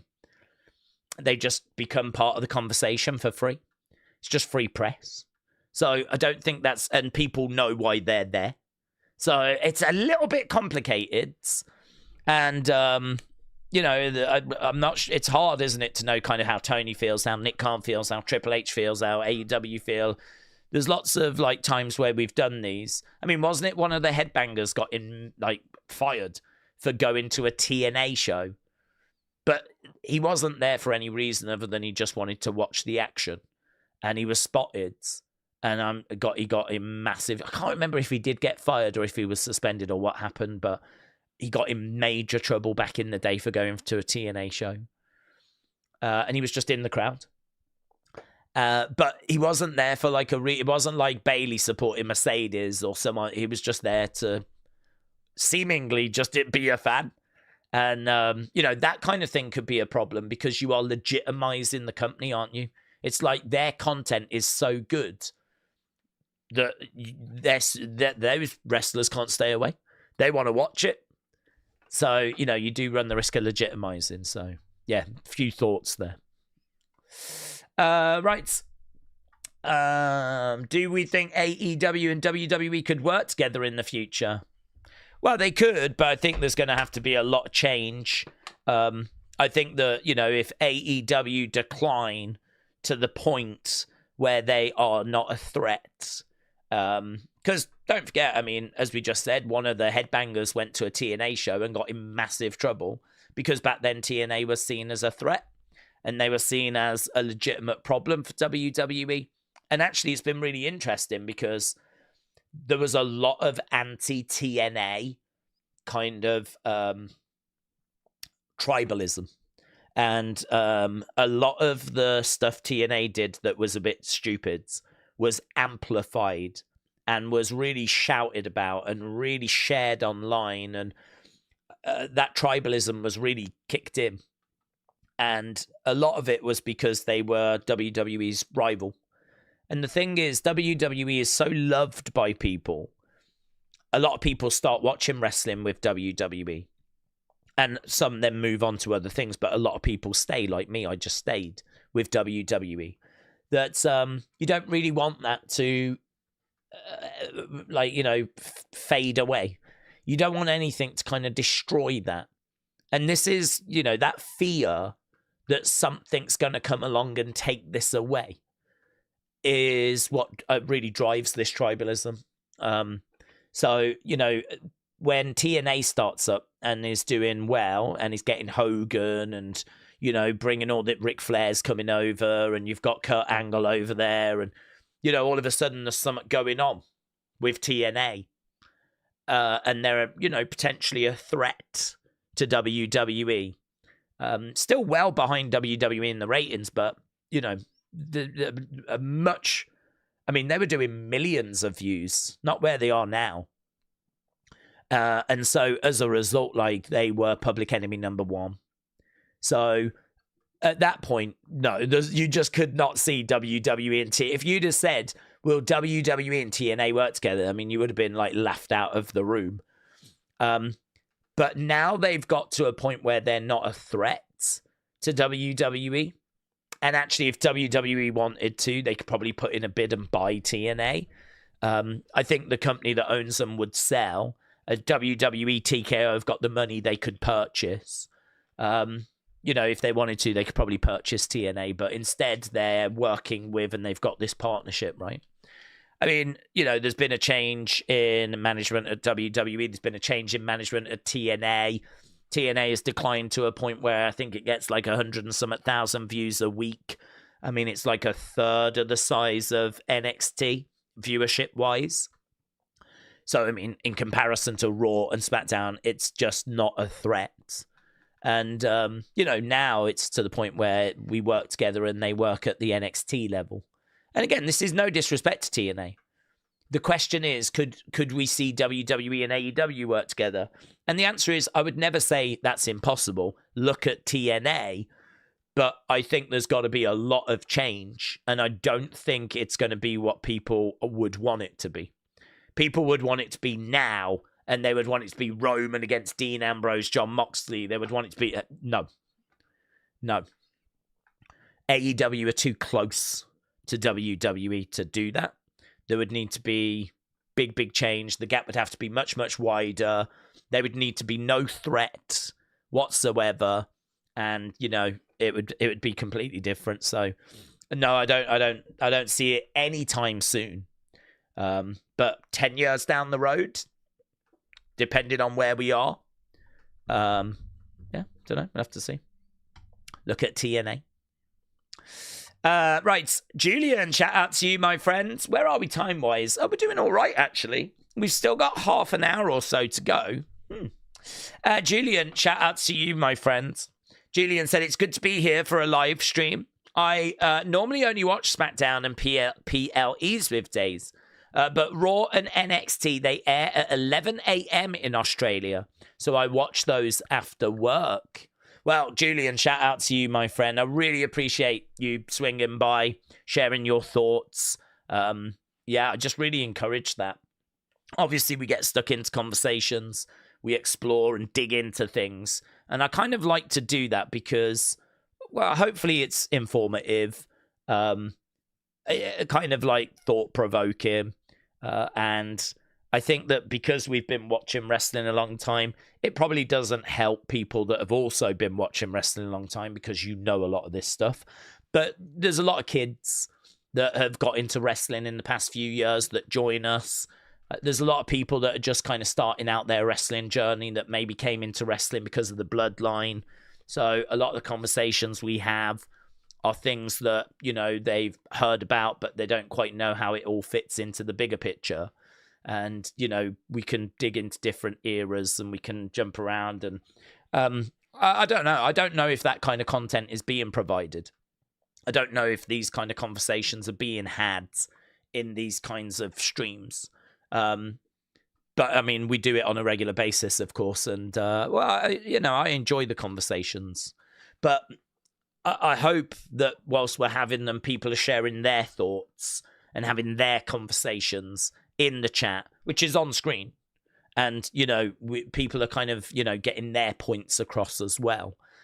So I think, you know, that's what we try to do for these 2 hours. We talk about where wrestling is, where it's going, what we're enjoying, what we're not enjoying, what we would like to see change. I feel like we dig into the weeds. We don't just talk about the big picture, who's going to win, who's going to come back, but how do we feel about this character? How do we feel about that character? What's their strengths? What's their weaknesses? How would we book them moving forward? What is it that they're missing? Blah, blah, blah, blah, blah, blah, blah, blah. How does it fit to things in the past? What's it reminiscent of? You know, we do a lot of that kind of stuff. So I feel like these 2 hours are that, and I'm okay with that. And then when the show starts, it flips and it becomes not about that. It becomes about the show, digging into the reaction side of it, the kind of what's, you know, kind of reacting to everything that's happened. How's this fitting into the story, where it's going? How do we feel about blah, blah, blah, blah. So, yeah, you know, we kind of dig into that. So these streams are kind of 2 different things, really. The 2 hours before is one thing. And then when the show starts, we very much switch into something else, something different. So, yeah, I don't know. I've often thought about these streams and like what they should be going forward, and if this is right, and are we giving people what they're looking for? But then I think everyone's looking for something different. Some people wish that we would get to more comments and that we would just, you know, give shorter answers. But then there's other people that get in touch to say they really enjoy some of the conversations that we have. So it's like, do you know what I mean? Well, I don't know what the right thing is. So all I can say is that the amount of people that join us on a regular basis says we're doing something right. So, you know, yeah, I hope you enjoy it. Really appreciate you being around, Julian. Really appreciate all the support. And, yeah, you know, at the end of the day, we're just wrestling fans that love talking about wrestling. And it doesn't really get any more complicated than that. So shout out to you, bud. Appreciate it. Davids said WWE is taping the December 22nd Raw after the December 19th SmackDown.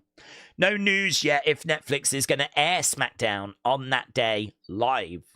Yeah, tape shows are coming up, and we've spoke about it. We're not a fan of them, but we understand why they're doing them, and that's okay. You know, there's not really much else you can say, really. They're doing it.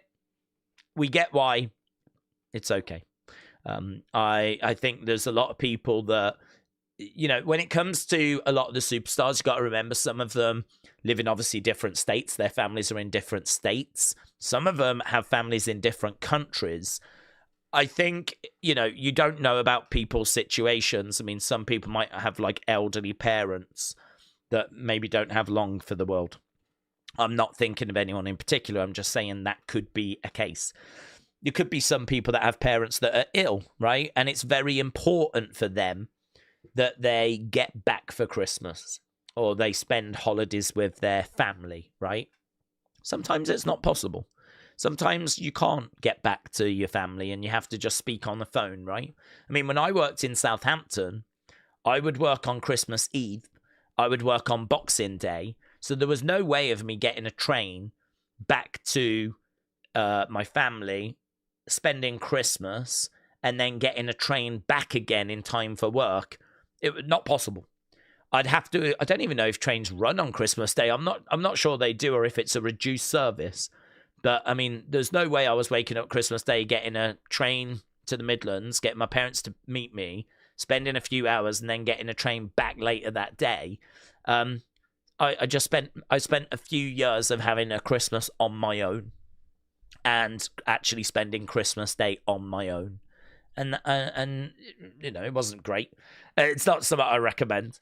But you kind of... it was kind of exciting, actually, Christmas Eve. Because what I would do is I would work in the store, and on Christmas Eve, as the shop was closed, and it was like time to take the tills off, I would have spent the past couple of days thinking, what am I going to do Christmas Day? How am I going to keep myself occupied? And you would find some stand-up DVDs. You would find a box set of a TV show that you quite fancied watching. You would find a few new albums that you had heard were really great. Maybe a new video game that's come out that you can't wait to get your teeth into. And you would just get some films, stand-up comedy, CDs, game. You'd spend, a bit of money on Christmas Eve, right? Treat yourself kind of a thing. And, I'd honestly, Christmas Eve, I would be heading back home with a carrier bag full of stuff that, that's what I'm going to be all right Christmas Day because, mate, I've got plenty here to get my teeth into, plenty. If I want to watch a film, I'm covered. If I want to watch stand-up, I'm covered. If I want to listen to the album whilst I'm, doing some food, I'm covered. It was great. I'm flipping, honestly, it was great. But I also know that it's not much fun to wake up on Christmas Day knowing that everyone else is with their loved ones and you're just spending the day on your own. Yeah. I've been there. I've done it more than once. More than twice, I think. I think I did it 3 times. And, it's just, it's not great, honestly. But... if you can do stuff to take your mind off it, then, it was quite exciting to have a bag full of stuff and be like, well, if I want to do this, I could do that. If I want to do that, I've got that. I've got some beers in. I had some chocolates in. I had everything that I could want, right? So I get why we do the tape shows. I do not begrudge the wrestlers going back to have time to see their families. I've been in that situation where you can't do that. And it's I understand, but I do think there is a line, because I do think that if it's too long, then the shows are rubbish when they're taped. There are spoilers that are out there, and if the show gets spoiled, there's people out there that really look forward to these shows like they are a big part of their lives. And they look forward to Monday Night Raw. They look forward to SmackDown. It's like, something in their week they work towards. And they're wrestling fans and, it's their major interest. And they really look forward to the shows. And, if it's a tape show and the spoilers and the show gets ruined, like that affects people. Like people, that affects people. There is a balance that has to be struck. But WWE, as we said, are aware of that. Because, traditionally the ratings are not great for tape shows. because the spoilers get out and then people feel like, well, I don't need to watch that now. So it's one of those that there's a balance to be had. So yeah, no complaints from me in that regard. Tracy said, time flies when you're having fun. Tracy, shout out to you. I hope you're well. Hope life's treating you well. Right. James said, I just sent you something about Penta. Did you see Meltzer's comments on the mini Cena segment? I'm really behind today. So no, I have not seen Meltzer's comments. Let's have a look at the Penta thing. Penta, thank you to everyone that's checked on me. The injury is testing my body and spirit, but it's also awakened the strength that has always guided me. I'm a Mexican warrior, forged in struggle, honor, and heart. And though the fall was hard, wasn't that hard, I rose with a fire. That's not true. I will be back very soon, stronger, more prepared, and determined to finish what I left pending. Pender. Thank you for standing with me, because this war has still got chapters to be written. Well, there we go. It doesn't give us specifics, unfortunately, which is a bit of a shame that we don't get specifics. But, like, it'd be good to know how long he's going to be out for, of course. And I'm only joking. You know, I of course, I know I added a little extra commentary there, but we wish him nothing but the best, right? And, you know, you hate to see him suffering an injury and suffering any kind of setback. So, yeah, definitely thoughts with him. I don't know what any lag was. Again, I got no drop frames. So I'm not sure what any lag was. Right, I wanted to look at these comments. Apparently he dislocated his shoulder, says James. Wonder how long he'll be out for. Maybe they don't know at this stage. Maybe they don't know. Okay, I'm having a look at... oh, it's taking a little while to load. Okay, Dave Meltzer says the little Cena segment on Raw was outdated. Something Vince would do. That's true. It felt outdated. It felt like something Vince would do that they've since gotten away from. Someone obviously thought it was funny. Yeah, I thought it was funny. It's funny, actually, because we spoke about this. I had not seen those comments, right? That's really interesting, because I spoke about this in the members stream. I wasn't going to mention it here unless someone brought it up, right? But when the segment happens, you might remember I was saying there's no way this is Cena, right? They made such a big thing about that being Cena's last Raw and Cena being a man of his word. There is no way this is John Cena. Not buying it, not for a second. The question was, who's it going to be? And in my mind, I was like, it's El Grande.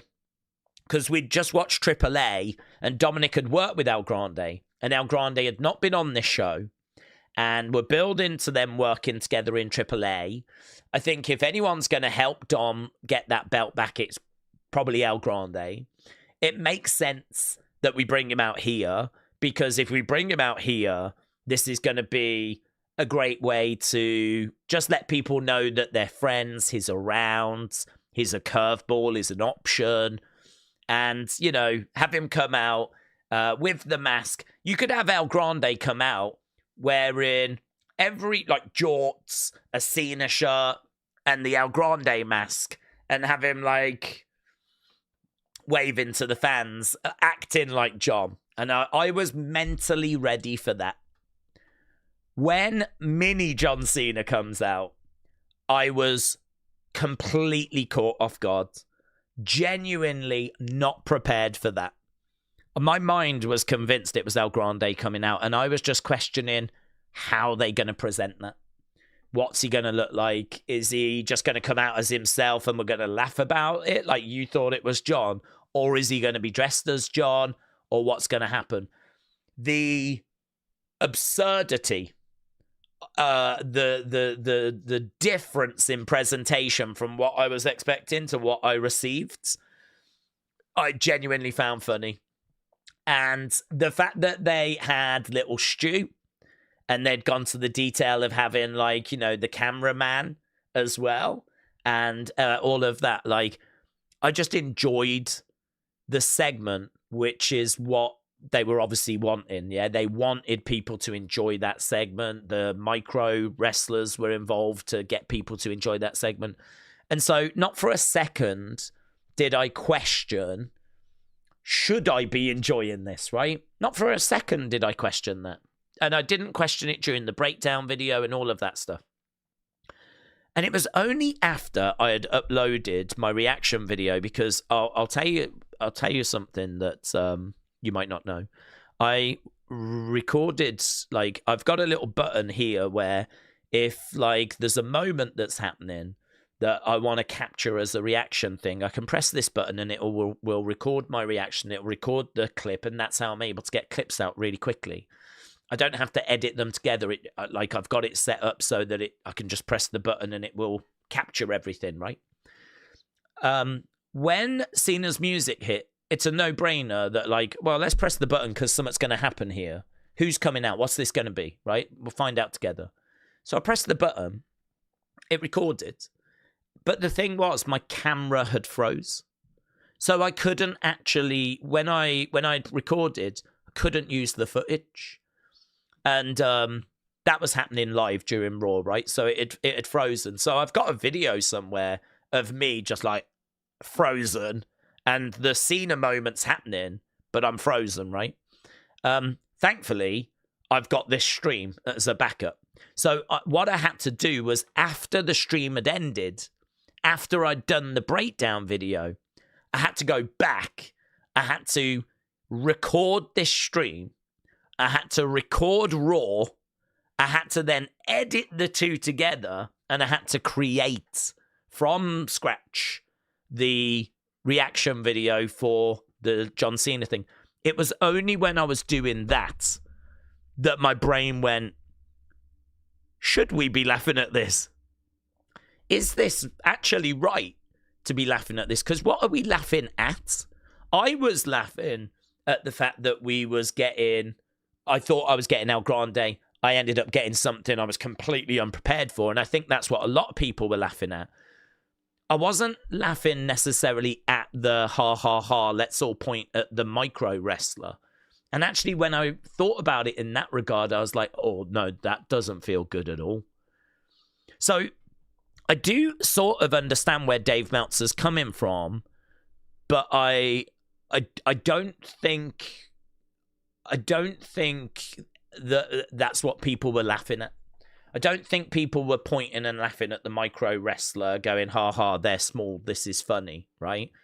I mean, there was nothing negative or hateful or anything in my reaction. My reaction is a reaction of, oh my God, I'm expecting this and I end up getting that, right?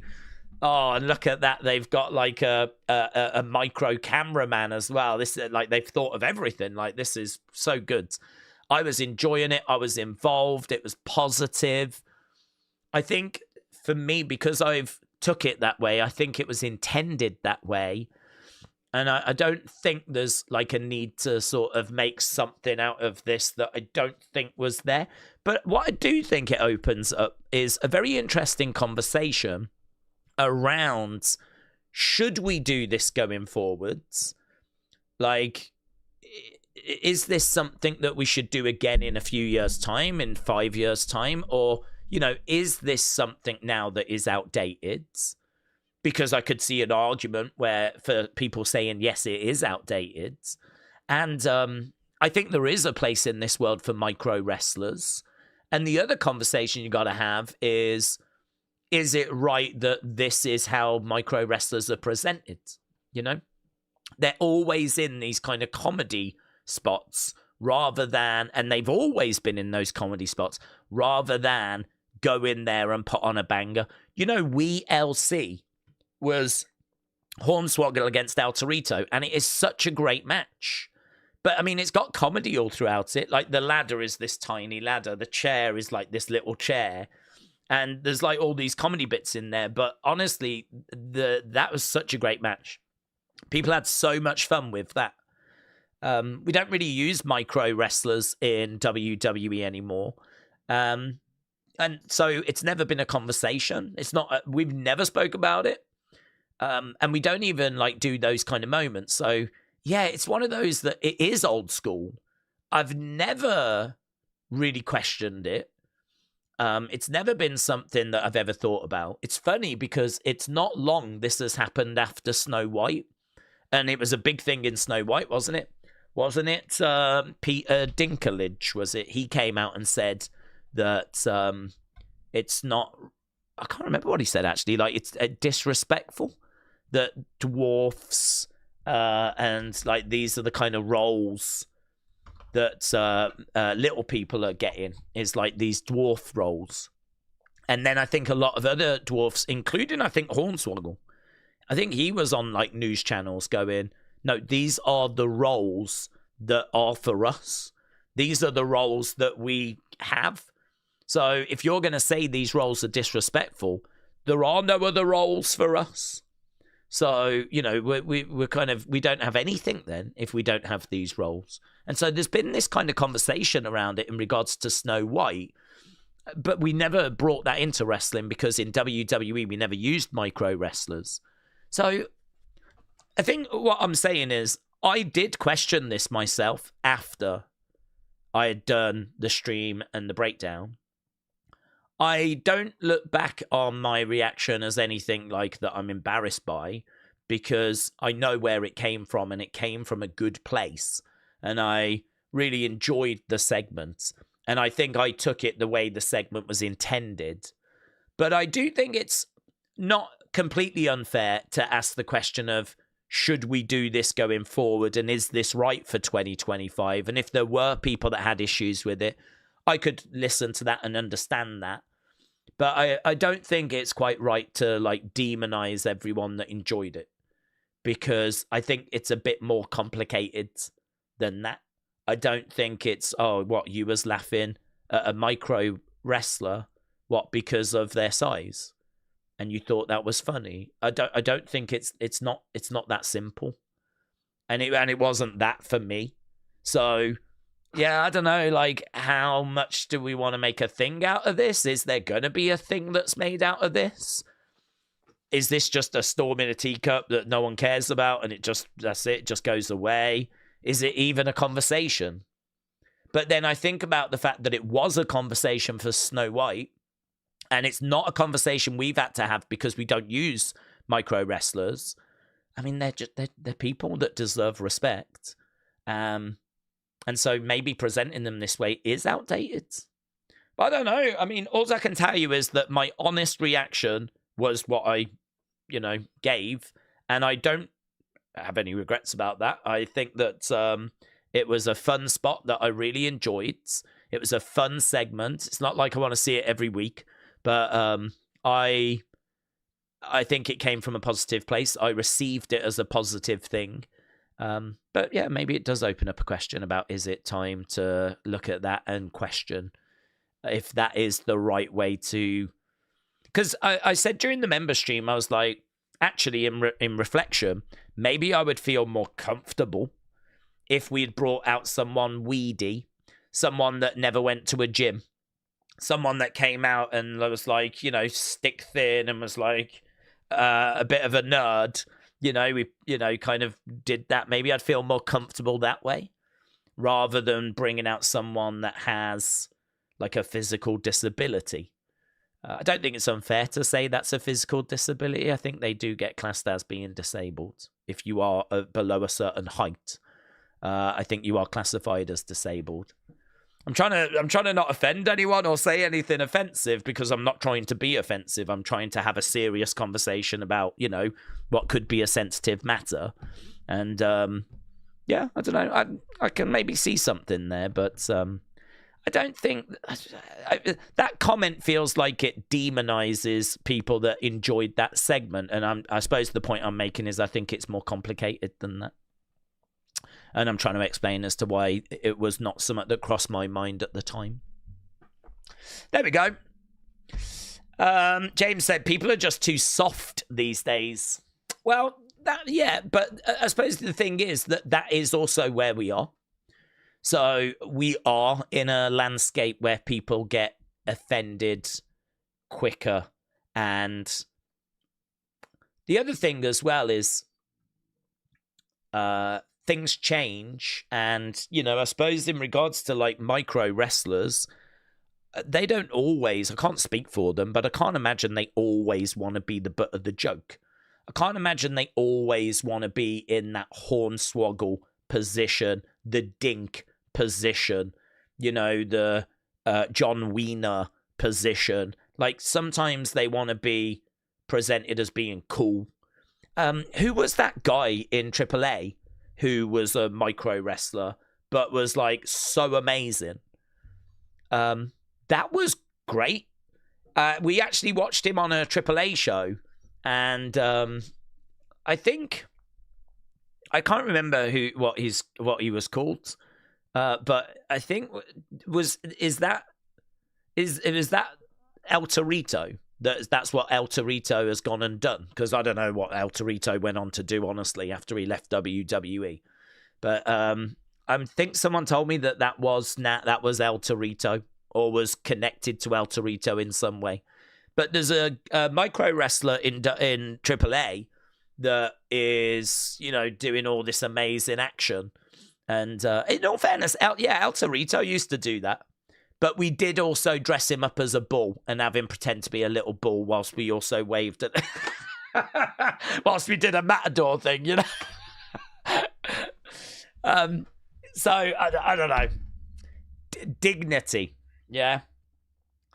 Is that a conversation that needs to be had around micro wrestlers and dignity and presenting them in a better way, a more constructive way? I don't know.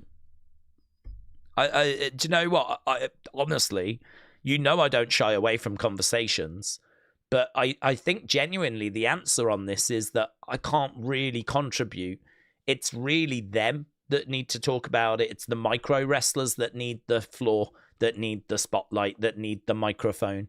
I'm not really in the right place to talk about it, am I? It's them that should be talking about it. So that might be one that I just can't answer.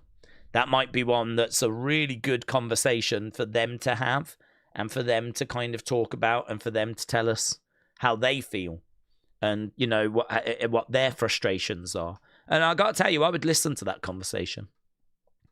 I would listen to that. So maybe the truth is, it's not for me to say, and it's not for Dave Meltzer to say. It's for them to say, and we hear from them, and maybe that's, the right way forward. Cameron Wrestling chat. Oh, look at that. There he is. Look, with a profile picture.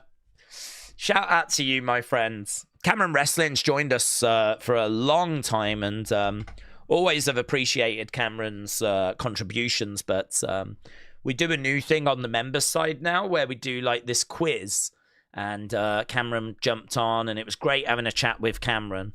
And I said to him, I was like, get a profile picture, buds. Like, never know who you're talking to. You have very little information to kind of go off when you're talking to people. I don't know how old people are. I don't know how long people have been watching wrestling. We're just talking. So it's kind of difficult to kind of gauge. So it was really nice to put a face to a name, actually. And what an attractive face it is as well, Cameron. Yeah, you shouldn't have hid away. So shout out to you, buds. So Cameron said, Daze, who do we think is a sneaky pick for Cena to choose for the Iron Survivor? Oh, look at this. Cameron dragging us back to NXT. I love that. I think Myles, Borne and Thea Hale will get chosen.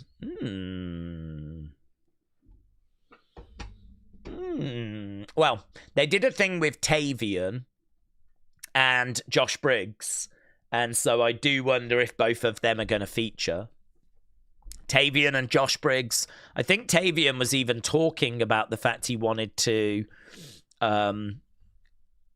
be featured in that match, right? Now, whether we leave them out and they do a feud, we could do. But equally, there is a way forward there if we want to put them in. I've got the roster here. We know that she's injured. Andre Chase could be interesting to bring back in the mix. Brittany Reese, too low down. Stax is doing something over in TNA, so's Brooks Jensen. Don't think we include anyone that's in a tag team. Charlie Dempsey's doing something over in TNA. Dante Chen, Evolve. Tag guy. Fallon Henley's an option. Definitely an option. Ethan is... I'm trying to... What's the prize? I can't remember if the prize is a title shot of your choosing or if you get a world title shot, because if it's a world title shot, then, well, Ethan could be in the mix. I don't expect it. Jasper Troy could be in the mix. Oba Femi could be in the mix, but Oba is getting a shot at Deadline, isn't he, actually? So he'll already be in the title match. So, not Oba. Jada Parker, definitely. Izzy Dame, definitely. Javon, definitely. Josh Briggs, as we mentioned, but he might be feuding with Tavia. Kel Dixon feels a bit too low down. Carmen Petrovic tends to be an Evolve. Kelani's already a world champion with TNA, so probably not. Kendall, I think, could be a really good curveball, but she's maybe already got something with being the Evolve Women's Champ. Might not need it. Lainey, probably a bit too soon. Lexis doing something with TNA. Lola, definitely. Luca has been in Evolve. No. Tag guy, no. Too low down. No Amdar, I haven't seen in a while. I think he's injured. Nico could be a curve. Myles has got a shout, definitely. Oba's having a title match. Ricky's the champ. I don't think it'll be anyone from Dark State. Sean Spears, I think, is there to elevate others. Sol Ruka, but I don't know where we are with her injury. She could definitely be in it, though. Tank, no. Tag guy. Tatum, she could be in it, but probably is going to feud with Izzy instead. Thea could be in it. It's a good shout. Tony could be in it. That's a good shout. Trick could be in it. He doesn't have a belt, so he could be in it. Tyra May Steele, I'm down for, actually. I think she's a big prospect. I am really buying the stock, the Tyra May Steele stock. I'm buying that stock. Tyson, Tyreek, no. Too low down. Wendy Chu, Evolve. Ren Sinclair's a shout. She could be in. Ren Sinclair's a shout, and so is Zaria. So, trying to find, 6. I reckon you've got a good, 12 that you could pick from for men and women. People are going to miss out. People are definitely going to miss out. So, yeah, I don't know. We've got a lot of options. I'm certainly not looking at that and struggling to kind of find 6. I think it's more who misses out, to be honest with you. So, yeah, Cameron, shout out to you, bud, because I think there's some really, really good options there. I think there's some really interesting options. It's just what 6 do you go with? Okay, we've got 82 minutes, it says, for NXT. So it is going to be one of those that you're going to have to tell me when to stop. And I'm going to have to stop and then go back. And, oh, God, it's going to be a flipping nightmare, isn't it? It's going to be a flipping nightmare, mate. But we'll do the best we can. So NXT Gold Rush Week 2. We are turning our attention over to that. Right. So, yeah, Cameron, shout out to you, bud. Really appreciate it. Really appreciate it.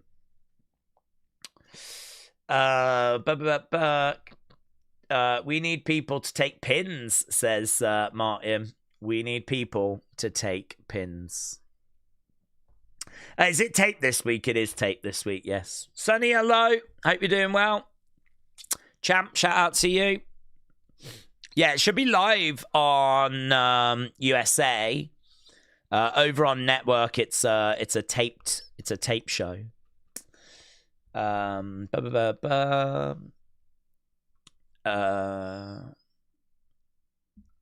At the moment, it's struggling to just load the episode, so I'm struggling to kind of get onto it right now. I don't know if that is just a problem I've got or if that is just a problem in general. Not used to having any kind of Netflix issues, but I've just got like a red circle going around a little bit. Is it tape? Yes. My Peacock subscription expires on the 29th. I've set up a VPN, said Rhino Rob. Is it on Netflix? It is in the UK, yes. But it's a video file. It's not live. You have to click on it and kind of go to the video file because it's a pre-record. It was actually recorded last week. So it's a pre-record. I'm just finishing week 1's recap, says Alex. Yeah, I've just got a flipping red circle going around. Like, the video file's not loading.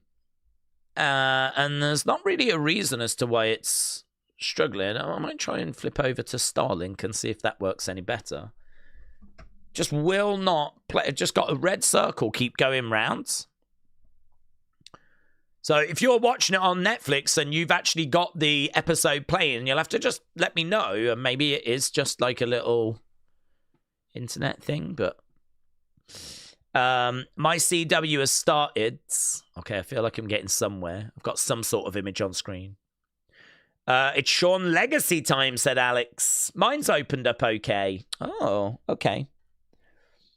I thought I was going crazy. Mine wasn't live, said Wrestling Roulette. Ben said, I can't get mine to work either. But Steve said, no, it's working for me. And James says it's working for me. I mean, ow. Well, why ain't it working for me? I've just got a flipping circle going round. I mean, my internet's fine because we've been streaming fine for 2 hours. So I don't have like an internet problem. But I've refreshed and it works, says Kyle. Okay. Okie dokie.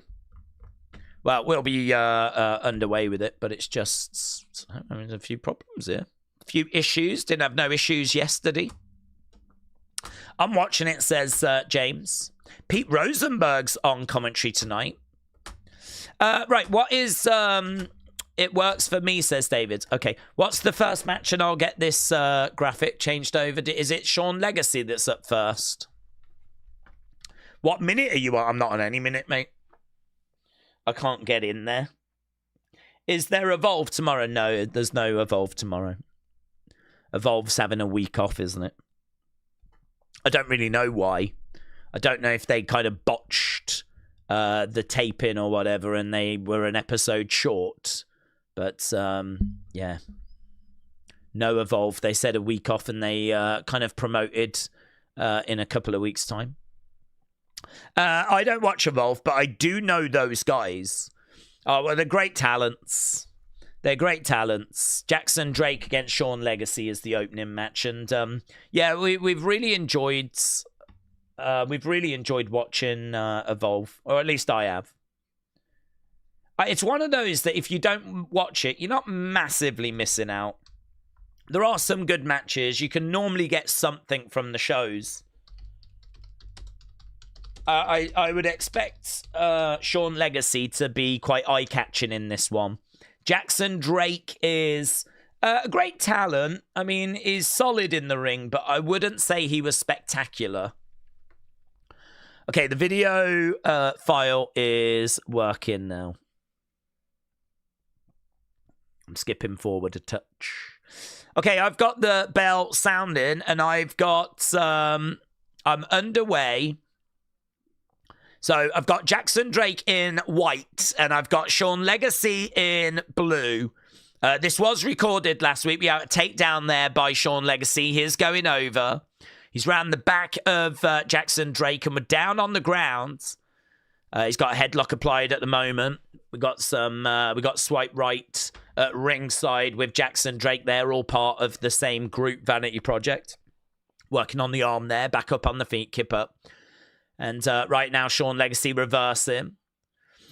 He goes over and flips over again, working on the arm, picks him up, inverted atomic drop. A sell there by Jackson Drake. Sean Legacy is picking him up, and another inverted atomic drop.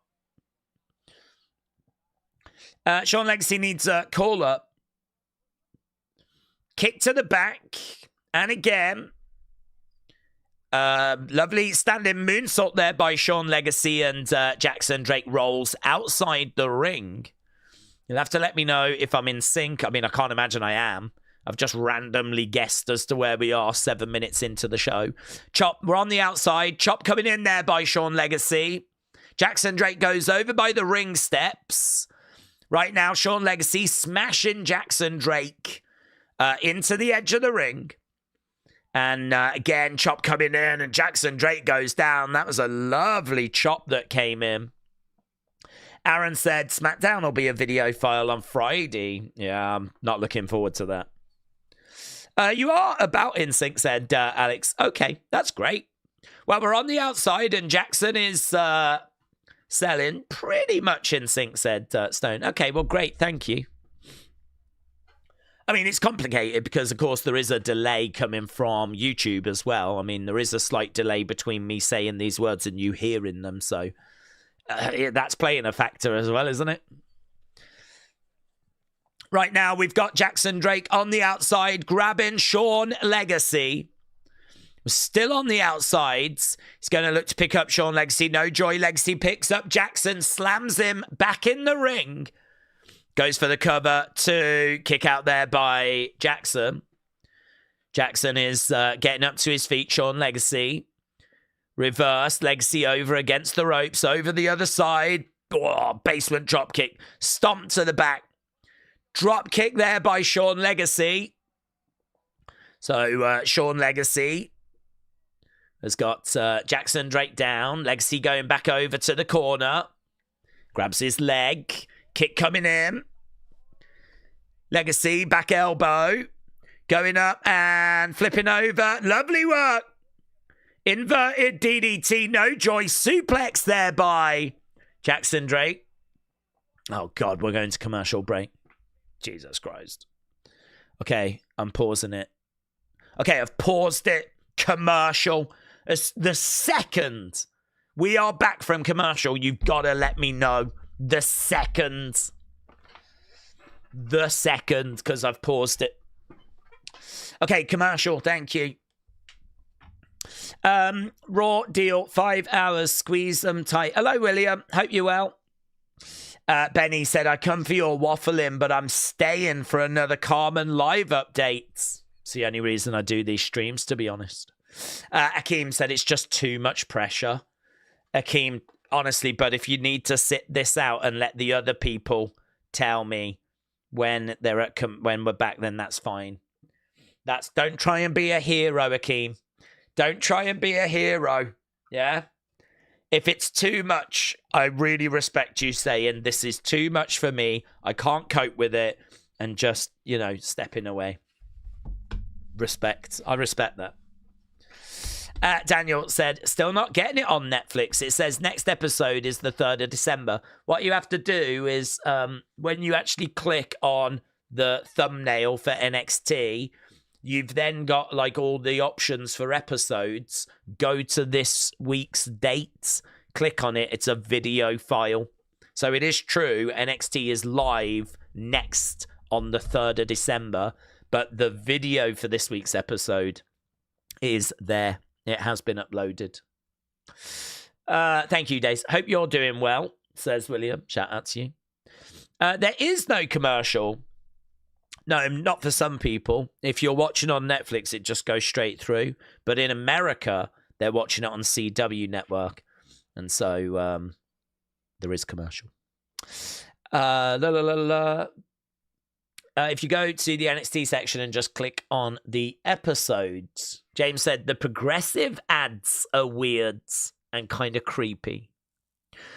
Daze, are you going to pop into the Discord, or are you quite busy? Well, I'm certainly quite busy this side of John Cena's retirement. Once we get past that, I might be able to find some time. But I would say before the 13th of December, pretty busy. But I could definitely jump in before Christmas. But it's going to have to be just between the 13th and the 25th. But I can find some room to get in there before Christmas. We're back. Jesus Christ. Okay, thank you, Trini. Look at that. Trini said we're back. And actually, Trini was the only one to let me know that we were back. Disappointing. Yeah. Disappointing. After we'd spoken so much about it. Okay, so we got Trini. Thank you. Right now, is Martin around again? I mentioned this the other day, but Martin is our interim champ, and I don't think I've got an image, so I couldn't make the graphic. So again, Martin, if you're here, has anyone seen Kian as well? Actually, I don't know where Kian's gone. He's our champ. There's a lot of champs that aren't showing up these days, you know. Chop coming in there by Sean Legacy. Wrestling fan said, is the wet thirsty because of Thanksgiving? That's a good question. Thanksgiving don't mean nothing to me, mate. So I'm in England. It doesn't mean it's thirsty. I'll have to ask Tommy. I'm free, but I'll have to ask Tommy. If I can inconvenience Tommy in any way, then I would like to do that. If Tommy's like, well, I can do it, but, you know, I was going to spend it with family, my response would be, well, you're doing it then. I'm sorry, but we're committed to this podcast. And Thanksgiving doesn't mean anything to me. Sean Legacy against the ropes, going over the top, lands on Vanity Projects. Down goes, I really like his ring gear, you know, Sean Legacy, not Sean Legacy, although his is okay. I like Jackson Drake's. That white and gold looks classy. Oh, look at that. 1, 2, lovely work by Sean Legacy. Shoulder up there by Jackson Drake. James said, don't worry, I'm going to be the new champ. Well, you're the champ of my heart, but right now, Sean Legacy on the outside springboard. Whoa! Comes crashing down, but reversal. 1, 2, Jackson. No joy. Great action, though. Big knee coming in there by Jackson. You don't really see that, do you? Jackson standing in front of Sean Legacy, jumps up, bang, drives the knees in. Look at that. Boom. Jackson Drake going over against the ropes. Suicide dive. Down goes Sean Legacy. Jackson Drake hurling Legacy back in the ring. Jackson's going to the outsides. Dog Pound said, I couldn't tell you about being back because I can't watch it. I only listen to you describe, so I couldn't help, Dog Pound. That's absolutely fine. That's absolutely fine. Oh, my God. It was like a Spanish fly. I mean, he just got it and kick out there by Jackson. Do you know what? This is for the Evolve Championship.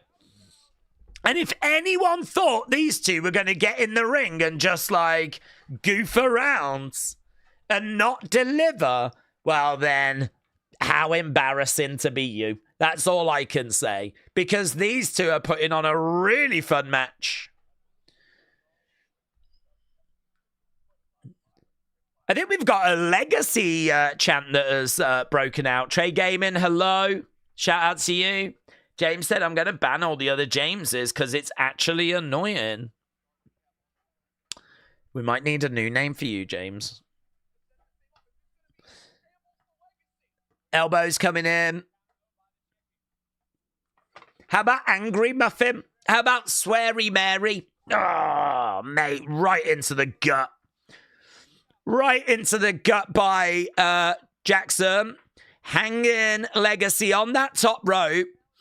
Okay, more innovation here by Jackson. Springboard, knee to the back of the heads. Mate, we're starting to dig a little into the Carmelo Hayes playbook here. 1, 2, 3. Oh, it's a win for Jackson Drake.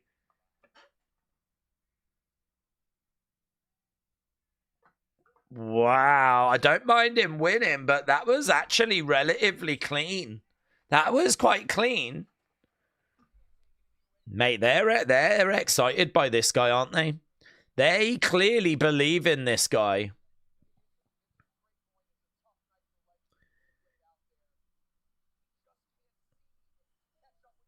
Yeah, look at them knees right into the midsection. Then he comes off the ropes. Lots of knee attacks, actually.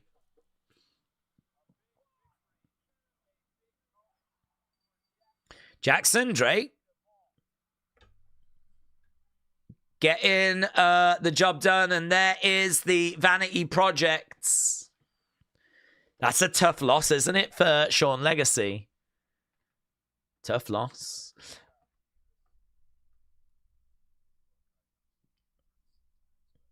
Ethan Page with Sol Ruka. What's this?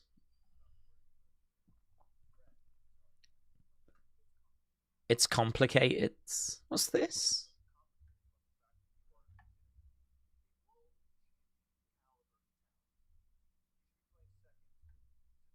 You should be playing second to nobody.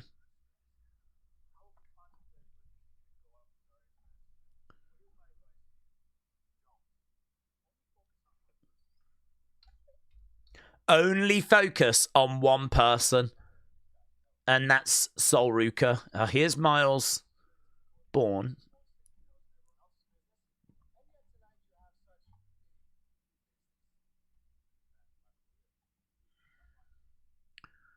Biggest match of my career, but I'm locked in. Myles is facing Trick tonight.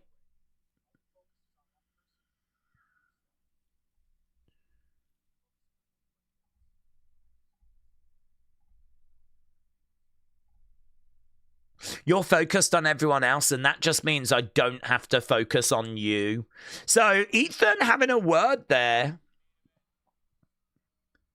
Ethan having a word with Sol Ruka was interesting. Okay. Fallon Henley's coming down, and that means we get to enjoy this entrance twice, actually. The Fallon version and the Laney Reid version.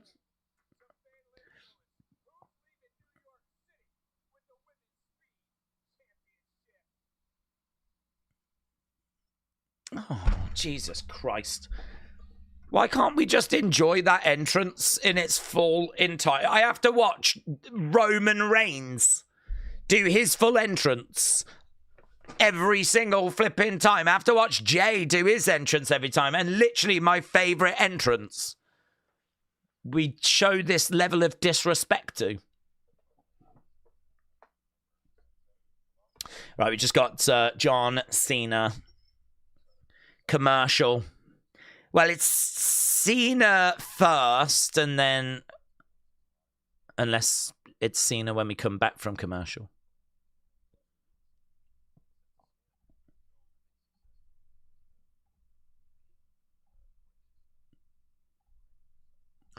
Success to me is being gracious enough to grade yourself.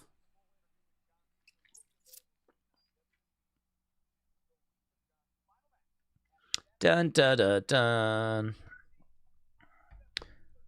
Okay, are we going to commercial break now? I don't know where I am. I'm ahead. Oh, Jesus. Well, I don't even know where I am now. I don't know if I'm at commercial or if you're at commercial. Did you see the John Cena thing? Please respond. Akeem, I might need you to step up now, buds, because we're all over the road. I've got that tingling feeling that Zol is going to turn on Zaria, says Jordan. Julian said yes, but Denise says no. Maine says no, not on the CW. Damn it.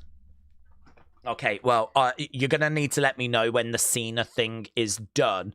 It's only Cena doing a bit more of his interview. I've already watched it. It was really good. We've got sunglasses on the bar and then commercials. I don't even know what that means. No Cena on CW. Okay. Well, that's fine because it's only one of those kind of interview things. Oh, I didn't get glasses on the bar. I've only just realised what you're on about. I didn't even get that. Now, that's interesting. I wonder if that never got added to the video file that has been uploaded to Netflix. Because I did not get that. Or at least I really don't believe I got that. It's the new tease for the Women's WrestleMania advert. Henry said, we saw Reed, said Alex. We saw, and then we had commercial. Oh, I didn't see that.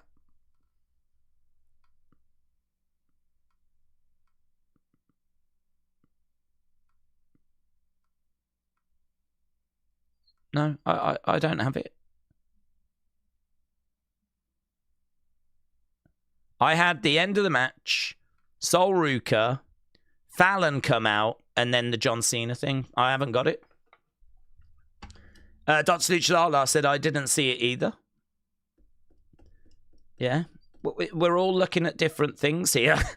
So I think this video file that's gone up to NXT doesn't have that thing in it. I've got Zaria on the ropes, said Jennifer. I saw it on C-Dub. Yeah, C-Dub probably had it inserted, didn't they? You probably got it, but I don't know when. I mean, they might have recorded this NXT video file and then they might have uploaded it, like, you know, giving it over before that was ready. I don't know. It doesn't matter, does it? Who gives a flip? We know what it is anyway. Right. For the average NXT viewer, having two Evolve guys you probably have no knowledge of being in their first match, that was certainly a choice. I would have had it in the middle of the show, says Big Time. I thought they delivered, honestly.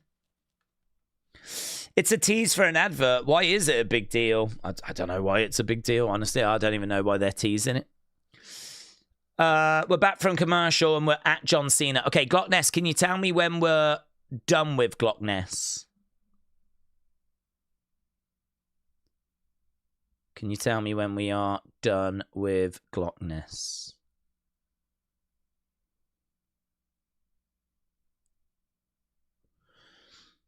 Or tell me when we're done with Cena. When you mentioned on the Raw live stream your retail shop used to get comp tickets, yes. Were you able to go using these comp tickets? I went once, yes. It was only tickets to a live event when they came to Birmingham, basically.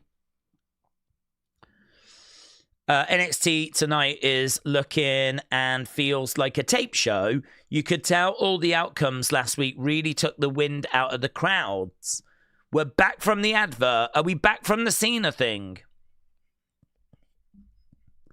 I'm at Zaria coming out. That's where I am. Oh, Cena thing's over. It's done. Great. Okay, we're in sync. We're back, baby. Zaria coming out. Cena done. Thank you. Okay, I've got Zaria coming out then. So, oh, we didn't do the match score. This is going to be a problem, isn't it? Where I'm trying to stay in sync with you guys. And also, boom, have polls and everything. No one ever thinks about me when it comes to tape shows, honestly. It's an absolute disgrace.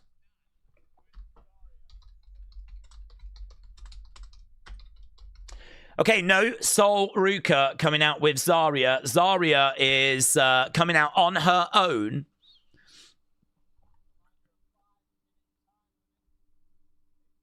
Five-minute time limit. Sleaze Boy, shout out to you, my friends. Really do appreciate it. Sleaze Boy said, I want Cena and Trick Williams to feuds. Trick becomes unhinged after being trolled on Twitter. I love Cena fans. Trick reacts setting fire to the houses, which they are too unhealthy to escape their mum's basements. Hang on.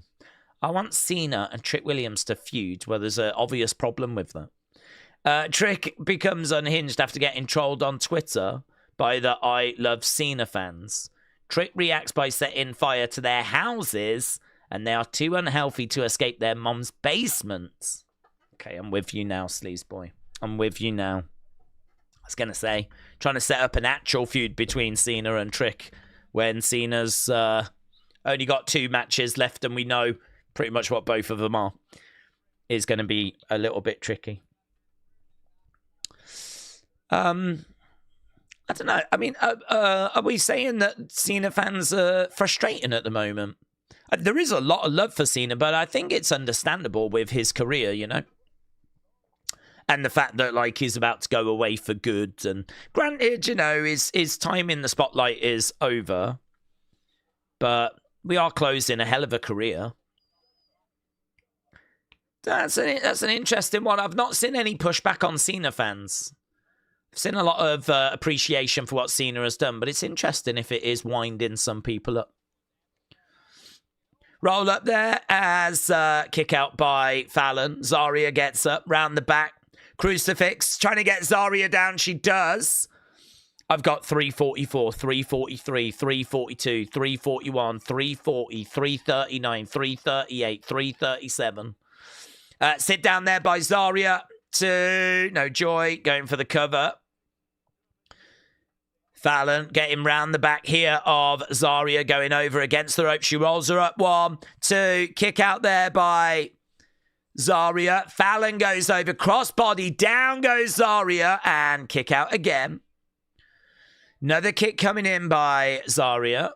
Chop coming in there by Zaria. Splash there by Zaria. Looking for a suplex. Gets it. Going for the cover. 1, 2... Only just. Fallon only just managed to get her shoulder up there. So Fallon is down right now. Zaria tying up the legs, looking for a cloverleaf shot coming in there by Zaria. Yeah, that was just a big shot to the face. Texas cloverleaf. She's going for, she turns over Fallon. Fallon definitely feeling the air. Look at that. Sitting down on it as well. It's a lovely hold. It's a lovely hold. Fallon trying to get over to the ropes. Don't really know why we've got Fatal Influence completely on the wrong side of the ring. You'd imagine they'd be round there like cheering and encouraging, but they're completely the wrong sides. We're down to 2 minutes. I do like how the lights change. That's good. Picking up on the shoulders. Zaria goes into the corner. Fallon charges in. Big boot by Zaria. Right now we got Zaria up in the corner. Fallon is in trouble. She's trying to kind of get a bit of a sleeper applied. And then pick her up. Use that strength. Bang. Off the corner. Down goes Fallon. Fallon goes to the outside. She's going to have to regroup. Zaria is going to the outside as well. There's no time to waste. We've got 1 minute 10, 1 minute 9, 1 minute 8. Zaria is in control. Slamming Fallon on the edge of the ring. Final minute. 60 seconds. Here's Fatal Influence. Okay, a distraction. Laney Reed just got cracked. Back in the ring. Right now we got Fallon climbing up. Fallon off the top, crossbody. Down goes Zaria, rolling through. She's trying to get up. Power her way up. We're into the dying seconds. On the shoulders. DDT there by Fallon. Going for the cover. 1, 2. Kick out. 13 seconds. I mean, it just feels like we're going to run out of time. 8, 7, 6, 5, 4, 3, 2. Out of time. Yeah, okay. Interesting. So what do we do there? 5 minutes expired, then there was no winner. Okay, so is Ava coming out or something now? Because we... Yeah.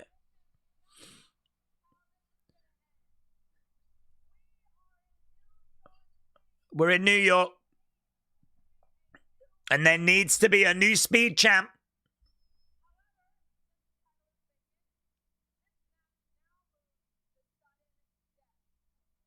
Sudden death.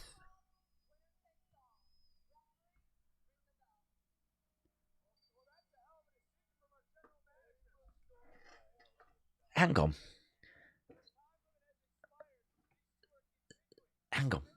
Sudden death just means that if you pin your opponent, you win. But that was always the rule, wasn't it? Doesn't sudden death make more sense if you were doing an Iron Man match or an Iron Woman match? We're in sudden death now. So if you get the pin, you're gonna... it's just you'll win. And it's like, yeah, but that was always the rule. Shouldn't it just be this match continues till there's a winner? Is it just the wording on that that's a bit weird? Sudden death just equals normal match. Yeah. Yeah. But I suppose she couldn't come out and go, this is now going to be a normal match. But so are we saying there's no time limit?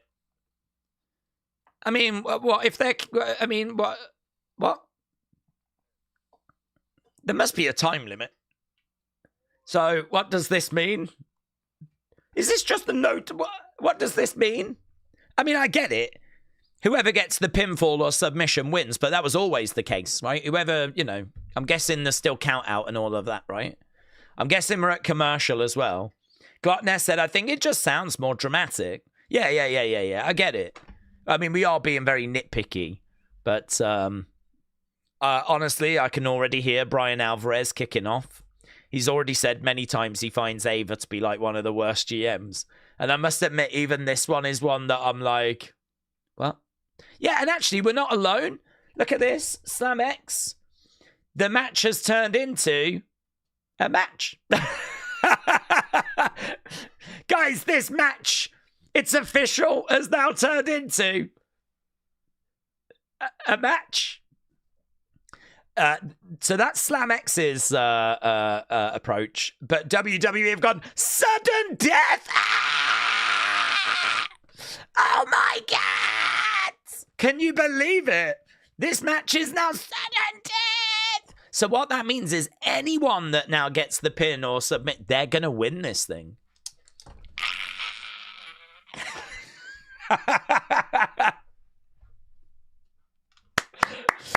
Well done, everyone. Well done. Great job. Great job.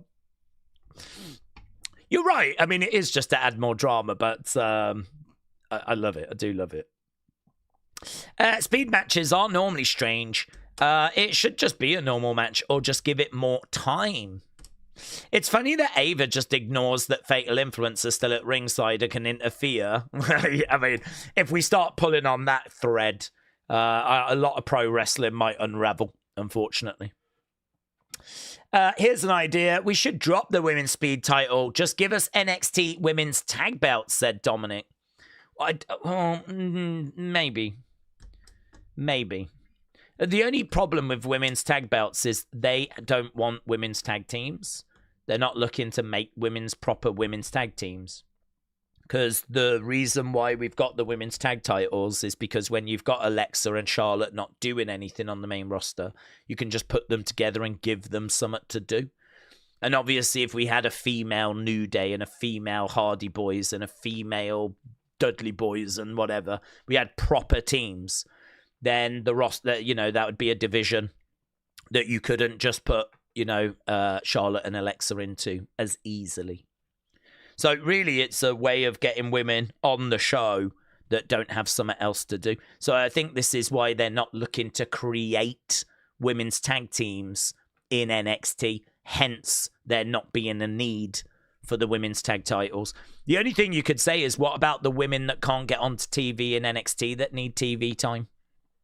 It's not about creating women's tag teams for the main roster. How about we just do it so that we can get some women on the show?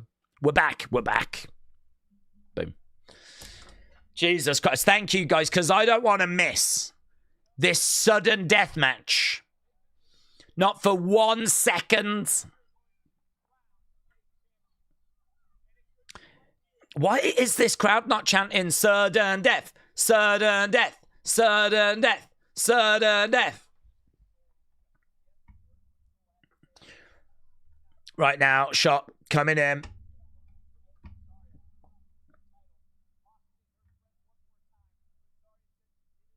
Shot, forearm shot coming in there by Zaria. Going down. Rings of Saturn is applied.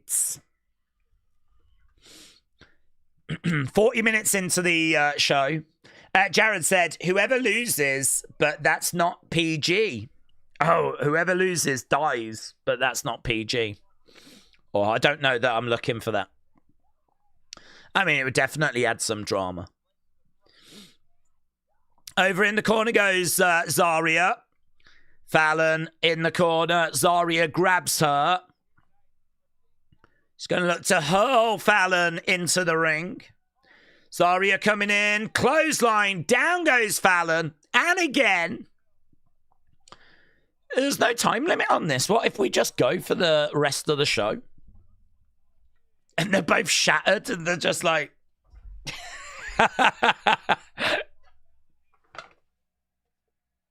They can both have a little sleep. They could have an agreement.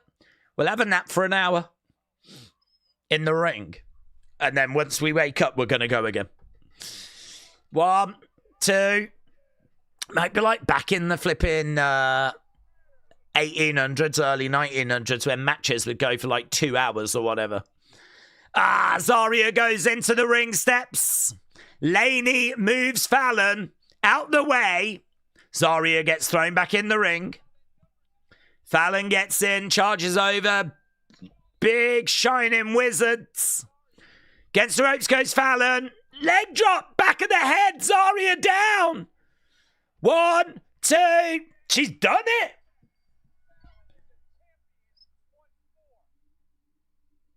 Wow.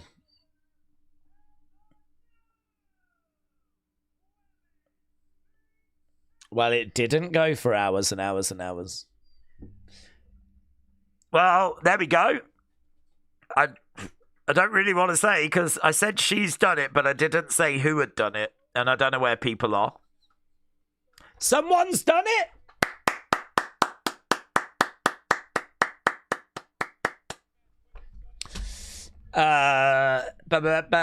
You're a good 15 seconds behind. Oh, okay. Well done, Fallon. Well done, Fallon. I like Fallon with the belt. Could a third title be on the horizon? Zaria's gutted, isn't she? Zaria is gutted. Oh, Shiloh's back again. How you doing, mate? Here's the download.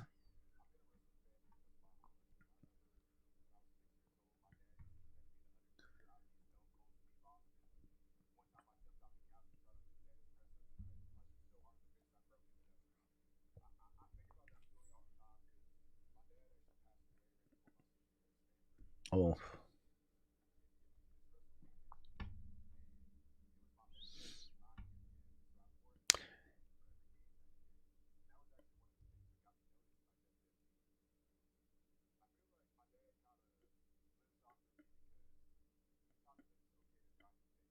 My dad taught me it was okay to try new things.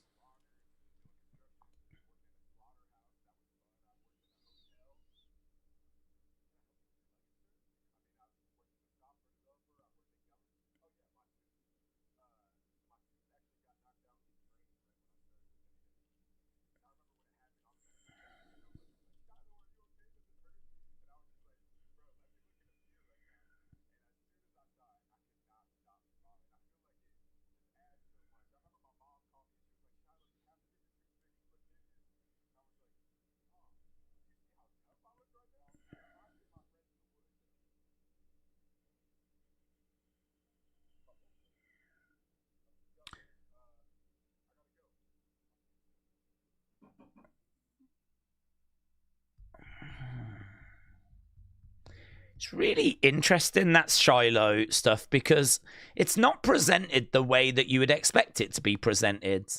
It's presented very like a streamer. It's very talking, blah blah blah blah blah blah blah blah blah blah blah blah blah blah. You know, there's not much in there of like, I'm coming to destroy this roster, and they don't know what's going to hit them. Next week, Shiloh arrives. You know, it's nothing like that. It's like, hey, how you doing? So my dad was into wrestling, and that got me into wrestling. And so I used to wear the shirt all the time. Do you know what I mean? It's like, I feel like I'm having a voice call with a friend, which is strange, but he's a very interesting person with lots of stories. And so it kind of works. I kind of feel like, oh, hey, how you doing, bud? Hey, you all right, mate? So it's kind of like buddy, pally, bit like watching like a streamer or something. A bit like, hey, how you doing? You know, like how people jump in, they're like, hey, Daze, how you doing? How's your day been? It's a bit like that. I don't know. I mean, I look at him and you could go very Bray Wyatt with him. You could go very Swamp, Wyatt family. Do you know what I mean? You could kind of do something along those. That's not what we're doing. It's very interesting. It's different. It's a bit down to earth, really. It's a choice. Not everyone will be into it, but I know there's a lot of excitement around him. So, yeah. I think Shiloh's going to be the anonymous guy, says Terry. He could be. I mean, I don't think they ever want to reveal that. I don't think they ever wanted to reveal who that is, because I don't think that's a mystery about who it is. I think it's just a way of us being shown things we shouldn't really see. So NXT Anonymous is just a way of us seeing conversations that we wouldn't normally see. I don't think there's like a, oh my God, who is it? It's been going on for so long now that, and I think that will just probably continue, honestly. He giving me like Roman 2015 Big Dog vibes, said Jared. Shiloh revealing his teeth like that was badass, said Big Time. Okay, we are all at sea. I need to get a poll done. I need to... are we back? I don't know. I'm at commercial break.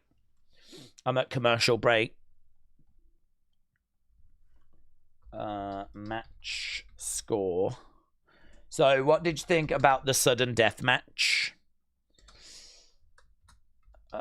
Sudden death. Is Shiloh a wrestler with the dark web shoe shop? Well, I don't know. I know he has spoke about dark web, but I don't know if he's got a shoe shop. I've got Cena on my screen. Can someone tell me when you've got back off commercial break at CW? Because I've got the Cena thing. Jada and Lila? Oh, Lola, probably. Feel cold right now. Right, I'm just waiting for us to get back from commercial break. This is a flipping nightmare this week.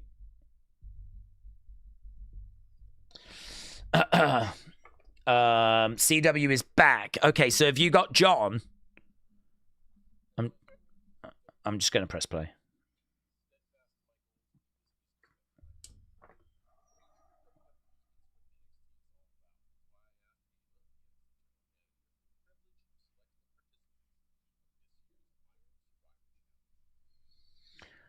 Okay, so he's talking about selecting Iron Survivor Challenge. Dun, dun, dun, dun, dun, dun, dun. Okay, we're back. Okay.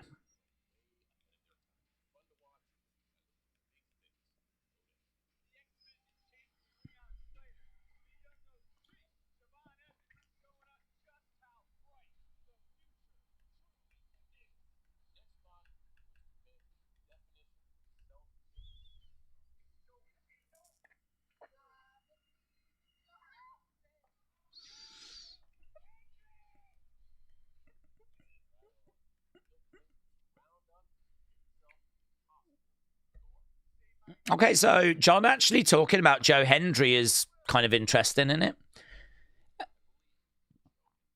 I believe in Joe Hendry, says John, and he does the turnaround. I'm really surprised they've gone this way, but they are putting in a member of Dark State. Looks like Dion Lennox. So far, I've not been really surprised by the picks too much, but this one surprises me.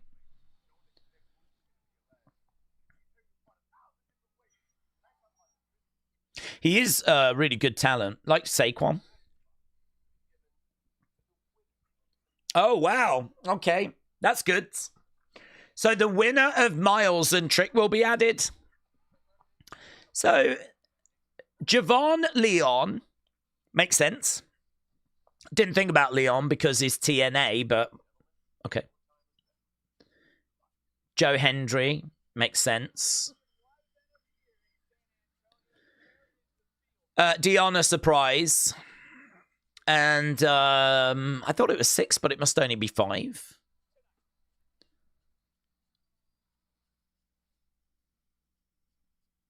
Okay. So far, Dark State Guy, the surprise. I don't buy that these were Cena picks.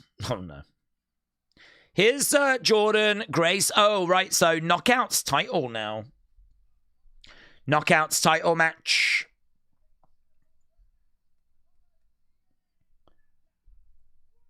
I've got to say, I'm kind of enjoying the show. I'm enjoying the show. I thought the first match, the opening match, was really good from the Evolve guys. Okay, the nonsense about the sudden death thing, whatever, but I thought the match itself was pretty good. The John Cena announcing the participants, fine. I'm definitely down for that. 50 minutes in, I'm very entertained. Right, we've got... Second match was Fallon versus Zaria.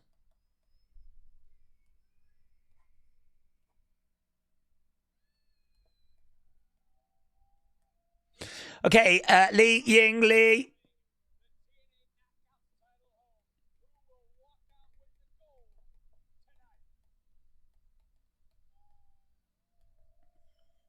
I don't really know what to expect from this match. Oh my God, are we at commercial break again? Jesus Christ. Right, match number 3. Jordynne versus Kelani versus Ying Lee. There we go. Right, boom. Lola is busy in AAA, but Jada has been MIA, said Dr. Luchalala. WrestleRant said Leon Slater was always WWE bound. They're just waiting for his contract to run out. I forgot this was a triple threat, said Glock Ness. Ying looks Sub-Zero-esque. Oh, yeah. I can... I don't know if it's Sub-Zero or if there's maybe another character. My knowledge isn't brilliant when it comes to Mortal Kombat. But yeah, I can definitely see that she could be from that world. Definitely getting those kind of vibes. She's a good performer. James said, Giovanna better win. WrestleRant said, how are you now like 15 seconds ahead? I don't know. The only thing I can say is I've paused it. There's an NXT Focus thing that's coming up. So it's just a nightmare, innit? It's just a flipping nightmare. We're at commercial. Yeah, I've paused it. Raiden. Oh, Raiden's a great shout. Yes. Raiden's a great shout. I was thinking a female, and my knowledge isn't brilliant of the females. There might be a female that fits better, but yeah, that's a good shout. Do we know who's going to be in the Iron Man Survivor? Yeah, they just announced. So Javon, Leon, Joe Hendry, Dion Lennox, and the winner of Trick, Myles. So I think, does that give us 5? Javon, Leon, Joe Hendry, Dion Lennox. Yeah, that'd give us the 5. So it's that. Which, yeah, I mean, not really too much of a surprise there. The only thing I'd say is I didn't factor in a TNA talent. because I thought there was enough NXT talent to fill it. Joe Hendry, I should have thought of. He's kind of technically NXT now. But I didn't think of him. I don't think he's on the official roster page yet. So I didn't think of him. Dion, I just dismissed. I didn't think they'd include Dark State. Javon, I expected. Myles, I expected. Trick, I expected. So, all of that is, yeah. So maybe a surprise or two in there, but by and large, yeah, makes sense. Makes 5. Yeah, looks like there's 5. Looks like there's 5. If Trick loses, I could see a Rumble call-up, said Jennifer. Big Time said Dion is a tag champ, and they've got Saquon, who's got the most experience. Him being left off is a bit of a strange one. The Whibs says Zaria Lee. Katana would suit Zaria Lee better. Katana. Cadet said the winner at Deadline faces Ricky at New Year's Evil. I think that's the prize. I think it is for like a top title, isn't it? I've been enjoying the show, said Dean. Yeah. Apart from all the little drama of pausing, trying to do polls, trying to juggle a few bits. Other than that, yes, I think it has been good. I'm getting a lot of vibes from Zaria Lee, said V85. I did see a super chat that came in I wanted to go back to. Sleazeboy said, I love Cena is a cheeky acronym for IWC. Okay. Sleazeboy, thank you, butts. 5 stars, says AB Jobson. Big Time said, Daze, the whole structure of the match layout has been a weird one tonight. Why is the triple threat not main eventing over Myles and Trick? Well, I suppose the prize now is that you get in that Iron Survivor. Don't know, though, because this is a top title, isn't it? So, don't know. I mean, to be honest, I don't think Trick Myles should main event, but now that the winner goes in the Iron Survivor, at least it makes a little bit more sense. Are we back yet? Is SmackDown pre-taped? Yes, it is. That's also going to be a nightmare. I got the Knockouts title match spoiled before I even finished because of Wrestle Purists. Thankfully, I'm avoiding all of those kind of spoilers at the moment.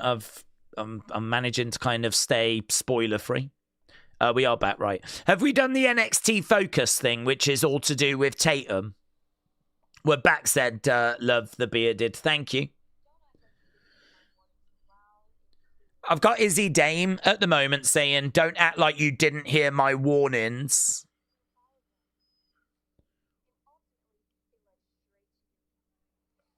Okay, so it's interesting hearing, isn't it, from Izzy?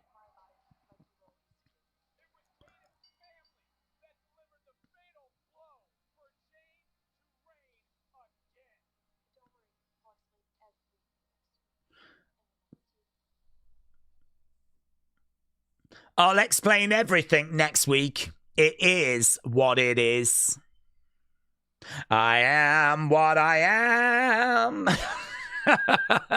It is what it is. Okay, here's Kelani. Honestly, I'm thinking she retains. I don't think they'll go back to putting the belt on Jordynne Grace. I don't know anything about Ying Lee. I only know her as Zaria Lee, and I don't know. I think they'll stay Kelani.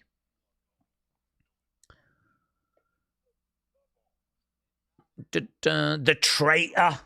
The traitor. Boo!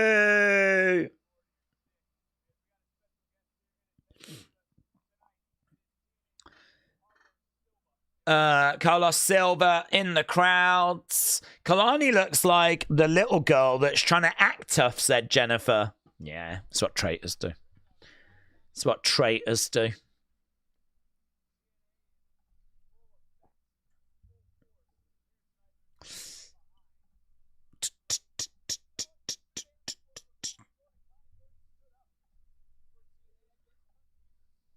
should they have support for Kelani Jordynne?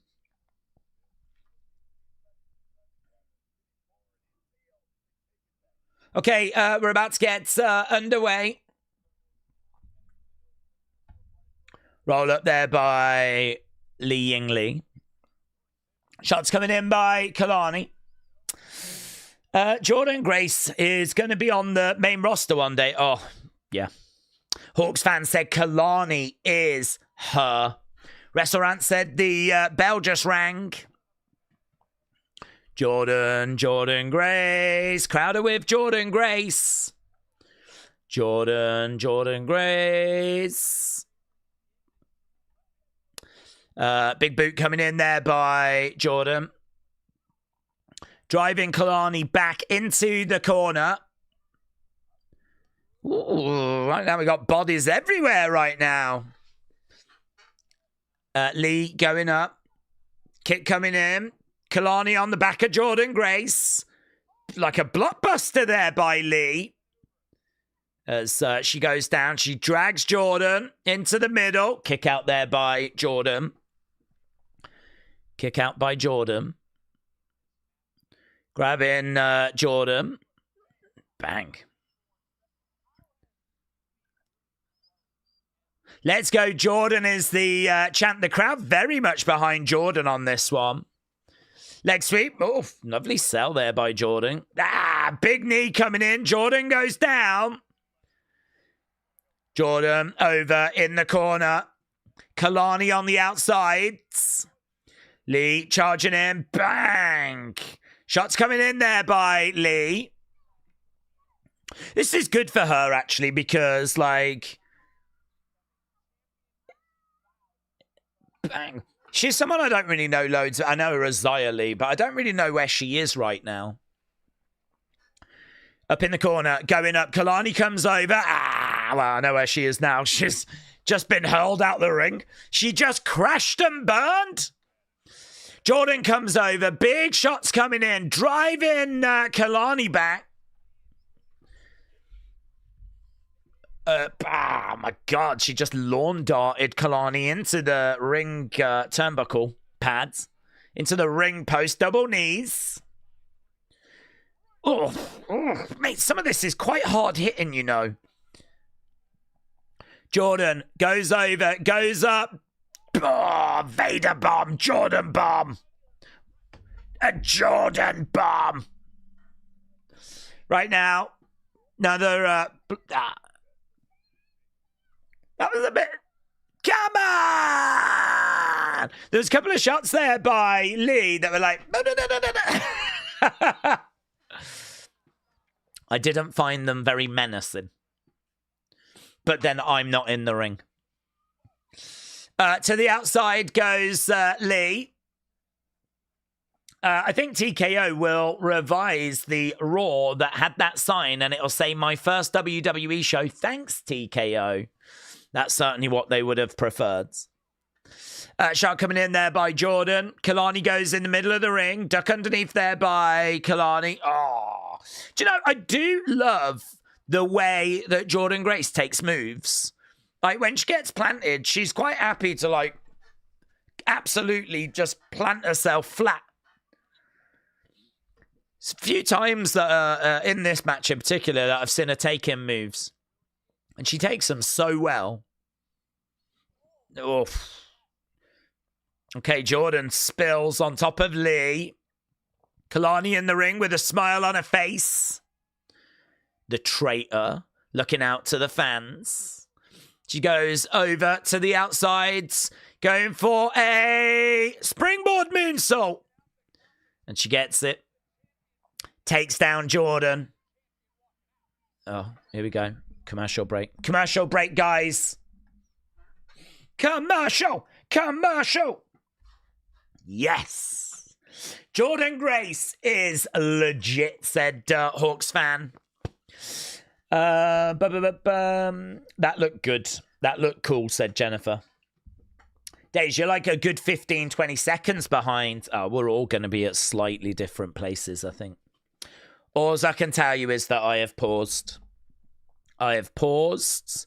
I don't regret it. I'm ready to return. And let's go. This is solid, said Dr. Luchalala. Edward said we're at an adverts. Dijak was such a missed opportunity. He's one of the few people I still think they shouldn't have released. John said, I think the Mortal Kombat character that Zaria looks like is Sindel. Don't know Sindel. I'll have a look.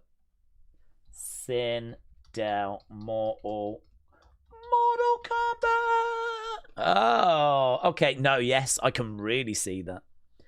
In fact, I wouldn't even be surprised if she is actually being Sindel. Because hasn't she kind of done that with her hair as well? Or she might be the other way round, where it's black on the side and white on top. She has done something like that with her hair. Where I haven't got her on screen right now, but I did notice she'd got like a different colour in the centre. Does her boobs look like this?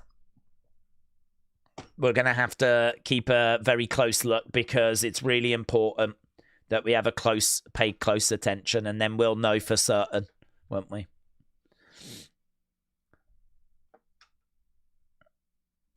Yeah, I think that's a pretty good shout, honestly. Yes, said Trenton. Trenton's confirming that her boobs do look like that, Trenton. Trenton chose today to tell the internet that he was perving on a wrestler's boobs. So, Trenton, thank you. Thank you. Thank you for your service. Because I hadn't looked. I didn't know. Oh, I couldn't even tell you what her boobs look like because I'm a gentleman. Yeah, I'm a gentleman. I don't even know that she's got boobs. Don't know. Haven't looked. So, Trenton, thank you. What was Lee doing with her hands in the match? Oh, well, I'm still enjoying the match, so I can't say. Who won? Well, the match is still underway, and we're not having spoilers, are we? Because we're enjoying the action. We're pretending to be in America, and we're enjoying the action as it's being presented on CW Network. We're all at different places in our own journey, said that's so true. That is so true. Trini said, I'm not ashamed to admit that I don't look at women's boobs because mine are beautiful. But I do look at women who have really nice posture because I feel like mine is a tad too wide. What do you mean? What do you mean I've never heard of someone saying their posture is too wide. What does that mean? You walk like John Wayne? Like in a Western? Is it like you wouldn't have to make much effort to get a horse in between your legs? What do you mean? I have never heard that. I have never heard someone saying that I do look at women because I do feel like my posture's too wide. Too wide. Too wide. What does that mean? Does that mean you could have, like, steam train? Kids could run in between your legs and you wouldn't even have to change anything. Just naturally as you walk down the street. What do you get up to? Are we back? Are we back? Oh, okay. Okay, posterior. I read it wrong. So we mean derriere, yeah? Buttocks. You're talking about a wide badunkadunk, yeah? Okay. I thought you meant posture, and I was like, what have you been doing? That's resulted in your legs permanently being kept apart. Are we back? Jesus Christ. We are back. I'm like, no one has worked harder to cancel themselves than I have. The work and commitment that I put into cancelling myself is to be admired.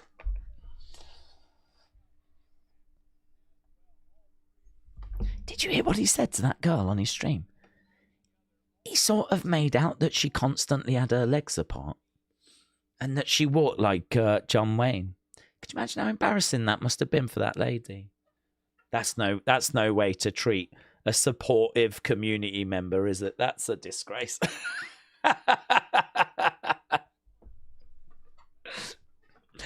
And here's me going, what, kids can fit through your legs, just crawl between and you ain't got to do anything. What you been doing? But you didn't mean that. She didn't mean that. Oh, missile drop kick there by Lee. In my mind, you were like walking down the street like that. But also in my mind, you had really lovely boobs. Because you did say you had lovely boobs. So in my mind, even though you was walking down the street like that, with your legs quite wide apart, you did have really lovely boobs. Respect. Okie doke. Back to the wrestling show. Lee coming in. Knee to the midsection there by Jordynne. And again, Lee going in. Oh, suplex to Lee. Lee grabbed a hold of Kelani. Kelani went for a ride. That was close for Jordynne Grace. That was close. The women's Iron Survival has been announced, said James. That was sick, said Akeem. We're back to Jordynne Grace chants. Okay, I don't even know where we are right now, because right now I've got Lee in the corner. I've got a big shot coming in by Jordynne Grace. Are the crowd saying Roman Reigns? No, I think they're saying Jordynne Grace. Jordynne Grace. Up next, we've got some Grey Graps. Up next, we've got Kendall Gray taking on Lainey Reed. That means we get to see another Fatal Influence entrance. Love that for us. And we get to see Kendall. And Ren will probably be with her as well. Right now, we've got Slam Down. Charging over. We've got a big boot coming in there by the Traitor. Shots coming in. Unloading on Jordynne. We're 11 minutes into hour number 2. Here we go. We're looking for a Spanish Fly. 1, 2. Lee makes the save. Lee makes the save. Right now, she's grabbed the leg, the ankle. She goes over against the ropes. Kick coming in. Down she goes. Single leg Boston. Single leg Boston. Jordynne coming in. Ooh. She went after her boobs. She's trying to pick up Lee, but Lee is grabbing a hold of Kelani's leg. Oh, my God. Now Lee's upside down, getting kicked in the flipping midsection. Power bomb. 1, 2. I mean, I think she got involved in time, but have you noticed how the refs count? Yeah. They're all breaking up each other's pins. Good match. Have you noticed how the ref will go 1, 2, and he won't count the 3 even if the shoulders are still down. As long as you touch someone, it's so stupid. As long as you even touch someone that's doing a pin, the ref's like, stops the count. Technically, the shoulders are still down. So just count the 3. They did not break it up. It's so stupid because they're trying to cut it close so that basically someone, interferes in the pin. But the timing is out quite often, actually. And so now it's just like, if you just even get involved in the pin, then if you just touch someone or whatever, then the ref stops counting. There was a couple of examples of that just. Technically, the shoulders were down for 3. Shot coming in there by Lee. Okay, Kelani down. Jordynne's on the outsides. Kelani perched.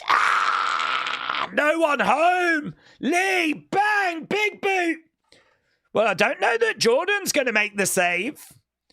Oh, she is going to make the save. I thought she was down and out, but no, she's back.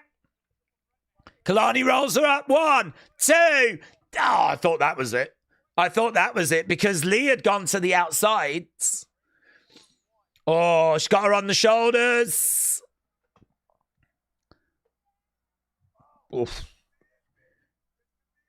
1, 2, Lee. Ah, that might have been a 3 as well, actually. 1, 2. Oh, but that is the 3.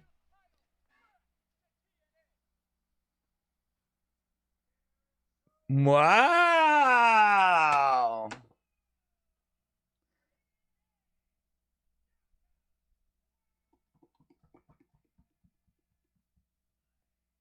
Wow. Things I did not see coming. Number 2,777. This result. It's been a long road for that woman. Wow, look, she's really emotional.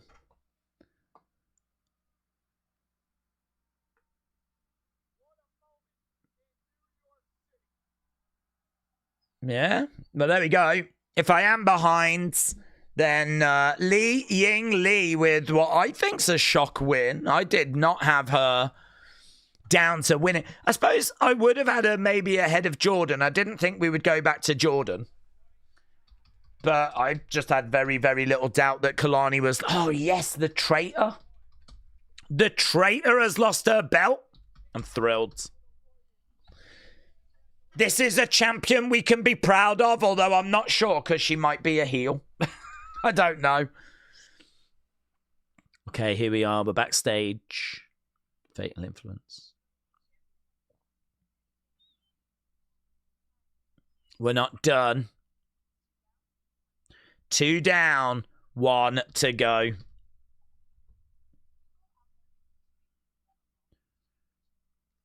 Take that Evolve Women's Championship.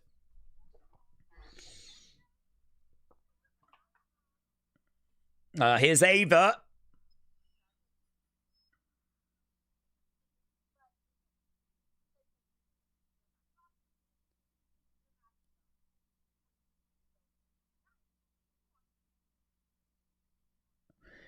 If Lainey wants to be champ, she's going to have to do it on her own. Is she allowed to do that? She's done it. She has done it. Have we got the Ricky interview? Because we're at a Ricky interview. I tell you now, there is no live breakdown of this show because it is a flipping nightmare to try and do any sort of compiling of information because we're all at completely different places. God only knows what I'm going to do come flipping Saturday. This is something that's going to take some serious... I think what I might have to do is find one of those sort of X accounts that's watching in America, and rather than use my normal system, just focus on that one account that's watching the show in America, putting out posts that I can then use that to compile. Because if I look at my feed right now, it is all over the show. It is absolutely all over the place. So it's just a flipping nightmare. I think what I'm going to focus on tonight is, once this stream's ended, I think I'm just going to gather all the talking points, the big talking points, and Unseen, and just put one video out. Just work on one video and just get that compiled and out. Because this is a nightmare, honestly. It's a real flipping nightmare. But hey, these things are sent to try us, and I've really enjoyed this show. In amongst the nightmare has been a really entertaining show that I've really enjoyed, and I hope you lot are enjoying it as well. I know we're all at different stages in our journey with this episode of NXT, but I hope you've been enjoying it. And I like that because that Ying Lee result was one I genuinely didn't see coming. Final boomer. So they just popped in to say thanks, Daze, and to the community. Home exploded on Saturday.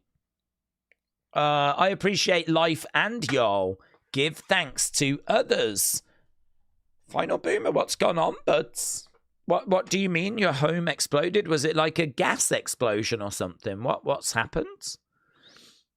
Blimey now. I mean, you hear of those kind of things happening, but I don't know that we've ever had anyone in the chat that's experienced such a thing. So, yeah, I'm seeing a lot of people saying, like, hope you're safe. Hope everyone's safe, said Bishop. Dr. Luchalala, hope everyone's okay. Well, absolutely. That's first and foremost. Wrestling fans said, I hope everyone's safe. Praying for you. Yeah, Final Boomer, don't super chat it. But, oh, here we go. I was going to say, just give you an update. We're homeless, living in a hotel. We're safe, but it was mentally scarring. What happened, buds? It was a gas leak explosion? No way. No way. No way. Well, you've just got to count your blessings, haven't you? All you can do is just, you know, everyone's safe. And I know that that's a hard thing to do, but at this time, you just got to really focus on the positives, haven't you? Because the negatives will drag you down real quick. So, yeah, no way, man. I'm really sorry to hear that. I'd imagine your head's spinning. Like, you know, what next kind of a situation? There must be some support for that kind of a situation, though. There must be someone that you can speak to. And, yeah, it's made me realize that life is precious. That's crazy. That stuff scares me. I'm glad y'all are safe, says Cooper. God, I don't even know how to really focus back on the show after that. But honestly, Final Boomer, shout out to you, dude. Have you lot got Ricky Saints right now? We are getting a lot of support from the community. Great. Hopefully from the flipping council as well. And, you know, mental, like Samaritans or whatever. Insurance company. Yeah, we've got Ricky. I've got Ricky. Okay. Ricky's the man.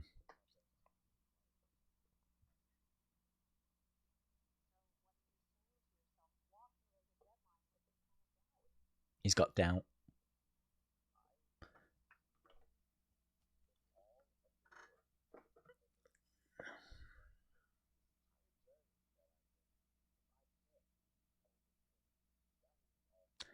He has beaten Obafemi, though.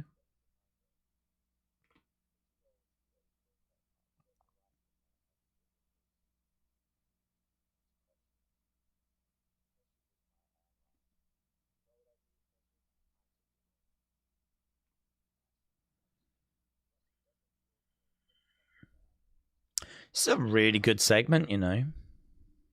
It's a really nice lounge, it is, isn't it?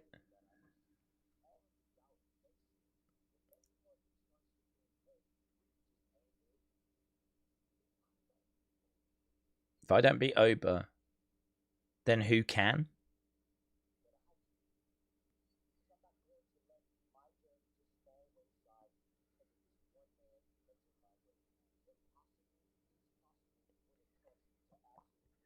The impossible is possible when it comes to absolute Ricky Saints.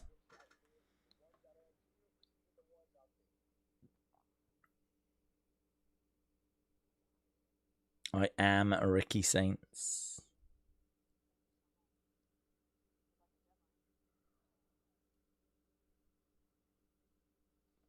Okay. Ricky Saints, Obafemi, NXT Deadline. Let's go. Tony D'Angelo beat Oba. That's true. You should ask Tony, but he's done it as well. Okay, here's Grey Graps, Kendall Gray. Let's go. Coming out with Ren Sinclair. Guys, I've bought all the Kendall Gray stock. There is literally no more stock for anyone to have. I purchased it. I am a big believer in Grey Graps. Someone shouting, and still, and still. Okay, Ren is at ringside, offering words of encouragement. Deep breath there by Kendall as she gets in the ring. Lainey Reed is already in the ring.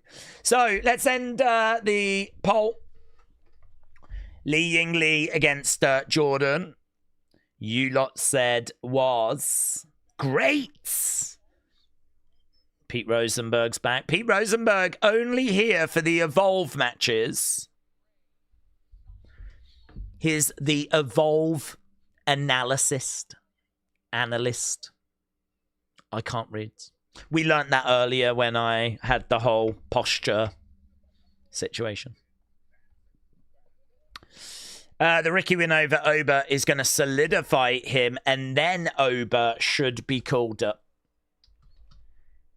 Kendall versus Lainey. Ding, ding, ding. Right, we're underway. Here we go. The men delivered. Are the women going to deliver?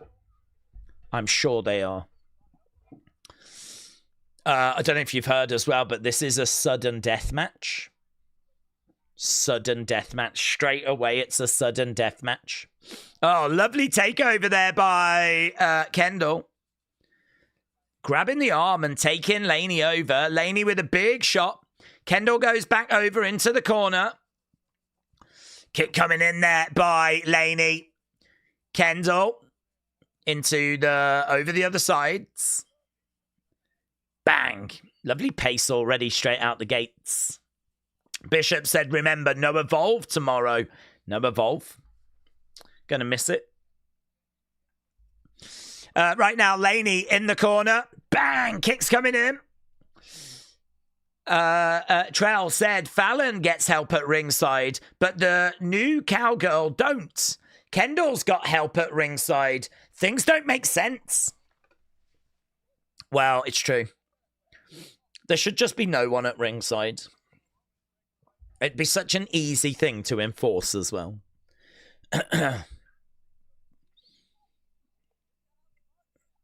You don't need anyone at ringside. I'm going to be there to offer support. Well, don't be. Yeah. These professional wrestlers should be good enough to not need it. Buy a ticket. But Jesus, I mean, could you imagine wrestling if we was to take all of that away? Who knows? Perhaps it'd be better. Kendall on the outside as Lainey comes over. Top rope enziguri. Lainey goes back. Kendall on the outside. Oh, tries to get out the way. Gets caught there by Lainey. Oh, she's going for a ride. I thought she was going to go through the commentary table. Rib said it would be like an actual sport. Sport. Kendall just went into the ring steps. I don't know if she actually cracked her nose, but she is certainly selling it. Right. We are at... Johnny said it's such a joy to watch Kendall. Elegant and fast-paced. The peach is a bonus. I don't know. I wouldn't know. I don't notice, to be honest. All I see is personality. Final Boomer says, there's no GoFundMe going on. I've been so disconnected, but I needed y'all like I need Joe Hendry. Final Boomer, shout out to you, my friends. Awful, awful.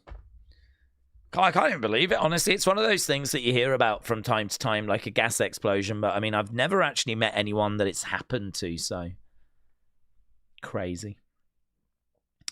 V85 said, if I get a fatal influence twice, wouldn't that be a fatal twinfluence? Oh. I do love a good pun. I do love a good pun.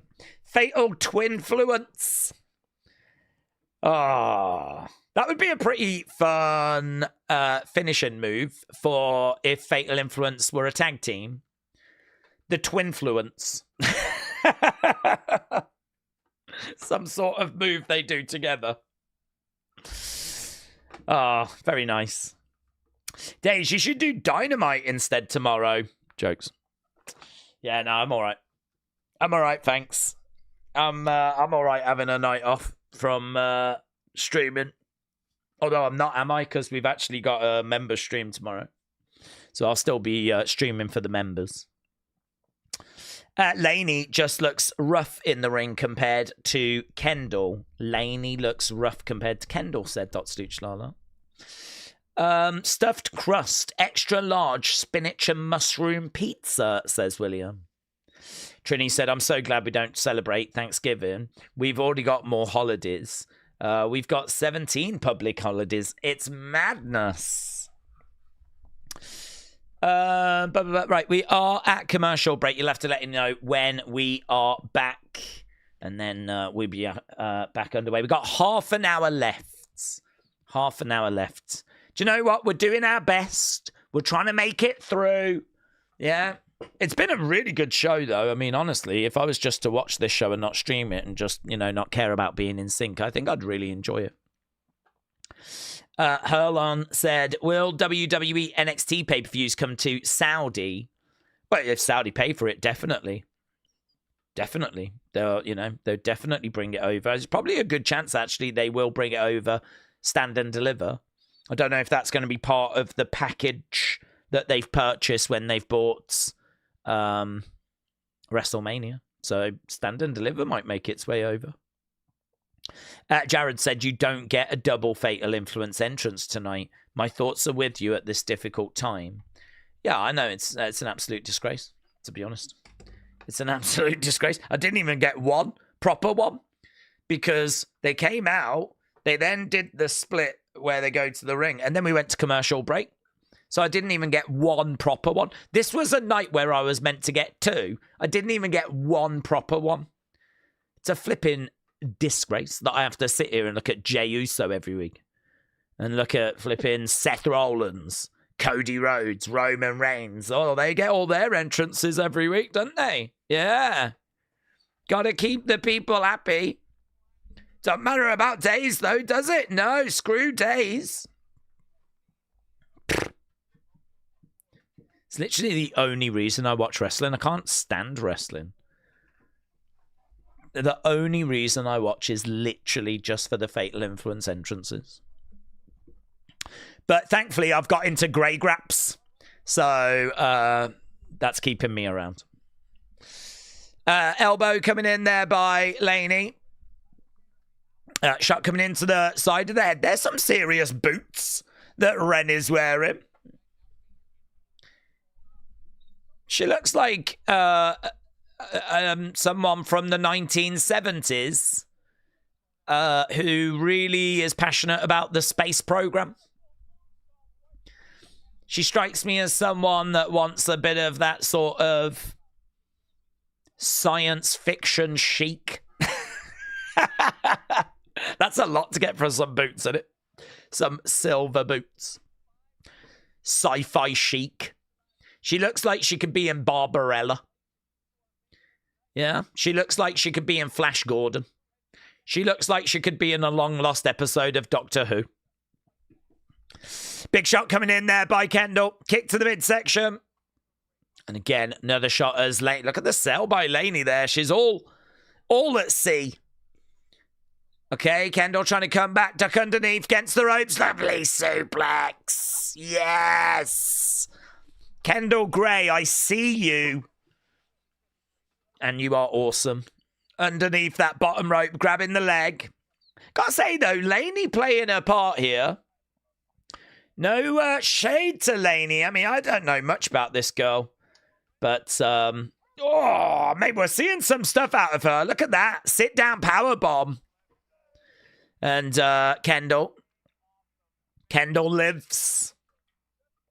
Bang. Oof.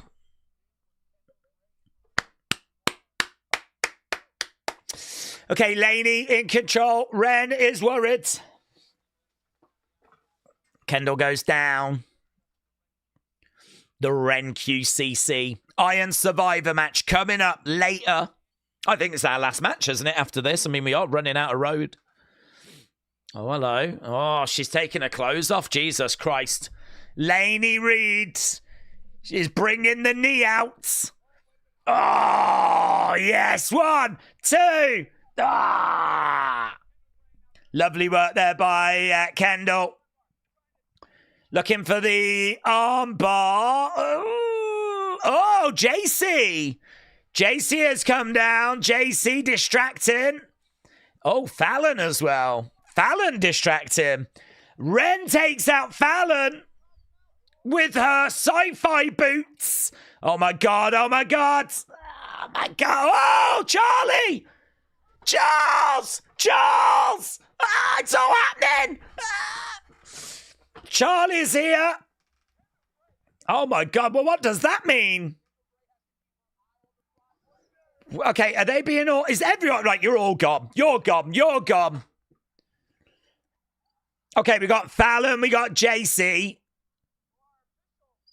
Okay, Kendall, don't get distracted. Ah! Roll up. 1, 2. Kendall, kick out. She does. Oh, my God, guys. This is so important. Kick coming in. Kendall down.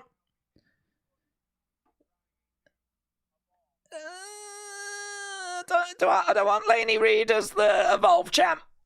Come on, Kendall. Kendall, Kendall, Kendall. She's up. Oh. I don't even know. I mean, like, she over-rotated. The straps are coming down. Yeah.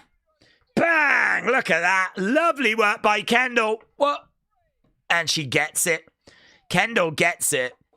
Fun match. Lots of shenanigans. Another Evolve match that really delivers. Lainey Reed more than playing her part. That is genuinely the best Lainey Reed match that I've seen. And Kendall just continues to deliver. And look at everyone like really invested. Everyone really invested in an Evolve Championship match. I mean, listen, we do Evolve on a Wednesday. There ain't that many people that care about it. But, yeah, this was really great.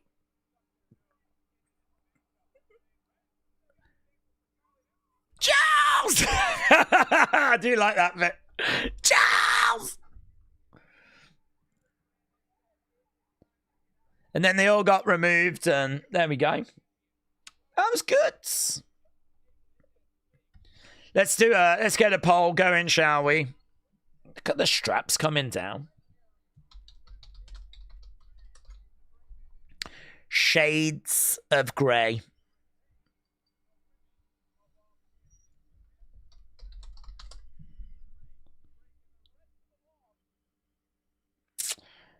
She is going to be a great star in the future. I mean, it's hard to know exactly what she's going to achieve, but she's very likable and she's really good in the ring. She has a lot of fun with, like, the Wednesday thing, so she's got a personality. What I've not seen much from her is, like, promos in the ring, and whenever she's done it, she's been okay. But I'd say that's definitely an area that needs developing, just like her in-ring as well. But, man, Kendall Gray is definitely going to be a player in NXT around that women's title.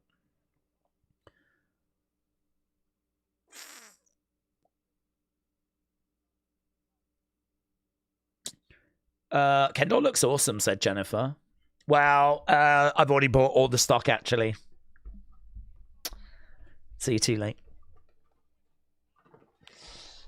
Right, we've got women's Iron Survivor competitors getting announced. Shadam said yes. Another. Oh, Jesus Christ, John, I'm not ready for you right now. Jesus Christ, John. We need Kendall in the Iron Survivor. Oh, well, I'll take it. If we do it, I'll take it. What about if Ren goes in as well? And then it gets a bit orcs. Love the new outfit for Kendall, says Corey. Carmen, hello, said I might go to the Maria Reina Center, Hobart, Indiana, to see ARW Pro tomorrow. Black and Blue Wednesday. Oh my God, Black and Blue Wednesday. Amazing. Is that the name of the show? ARW Pro Black and Blue Wednesday? It's ARW's version of WrestleMania. ARW Pro hold their version of WrestleMania on a Wednesday. What? They don't do it on a Saturday. They don't like build it up, making it Wrestle Spectacular, yeah? Wrestleacular. or anything like that. They just go, should we call it Black and Blue Wednesday and do it on a Wednesday? That is very ARW Pro. That is very ARW Pro. Well, I think you should go, buds. I think you should go. If it's that big of a deal, you need to be there.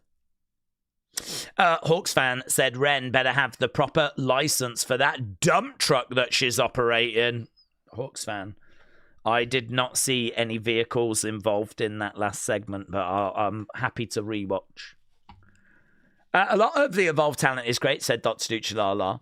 I like them more than those from LFG or Laney randomly out of nowhere. We're at commercial. I am also at... Well, I'm not. I've just paused, but... Let me know when we're back. We're back! Are we back?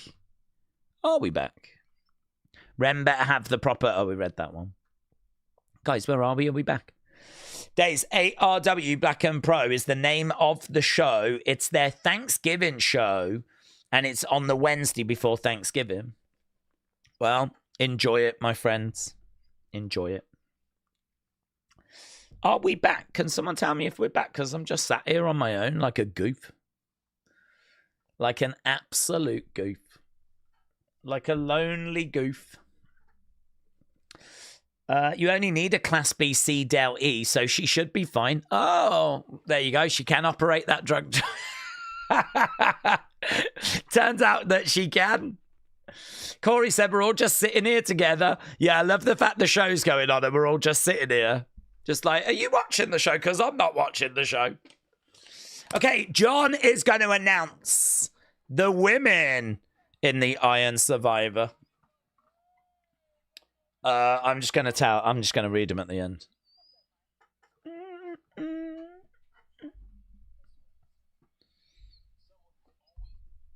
Bam.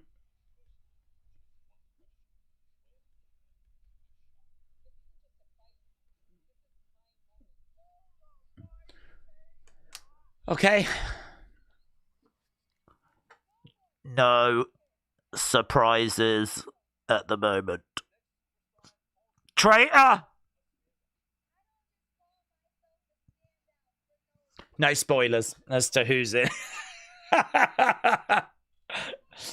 No, I'm not going to spoil who's in it in case we're a little bit out of sync, but she's a traitor.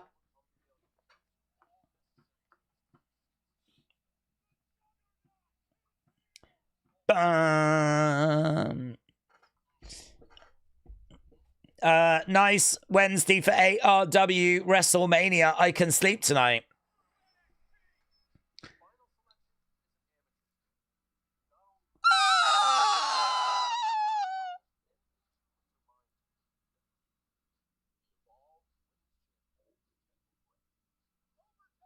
Wow. Mate. I thought I'd bought all the stock, but it seems like WWE have.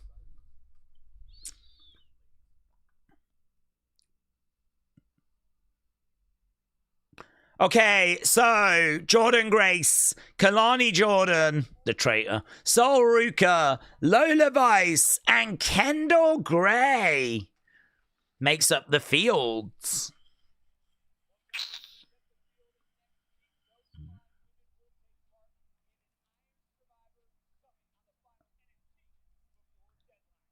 Wow.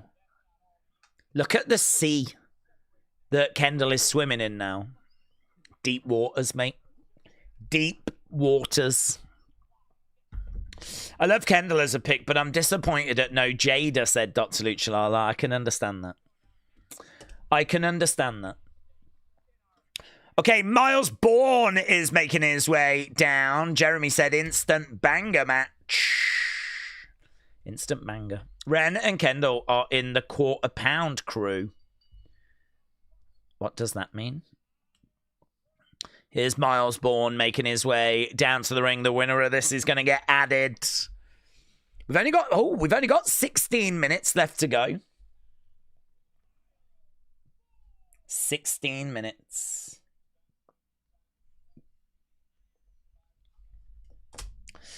Daze, you love to rib us. William, shout out to you. Trini said, I just know you wanted to say rub. I'm so proud of you for not doing it. Why is the chat talking a lot about rubbing? What's this about? I don't even know where that's come from, but it does make me think of condom. Oh, no, I don't even know why. Because that's ribbed. That's ribbed, not rubbed. But I was thinking condoms. What that trick? Ribbed for her pleasure. Yeah. What that trick? Days, I might be able to go to the Concord Music Hall in Chicago to see super wrestlers. Yeah. What that trick? What that trick? Trick Williams is here.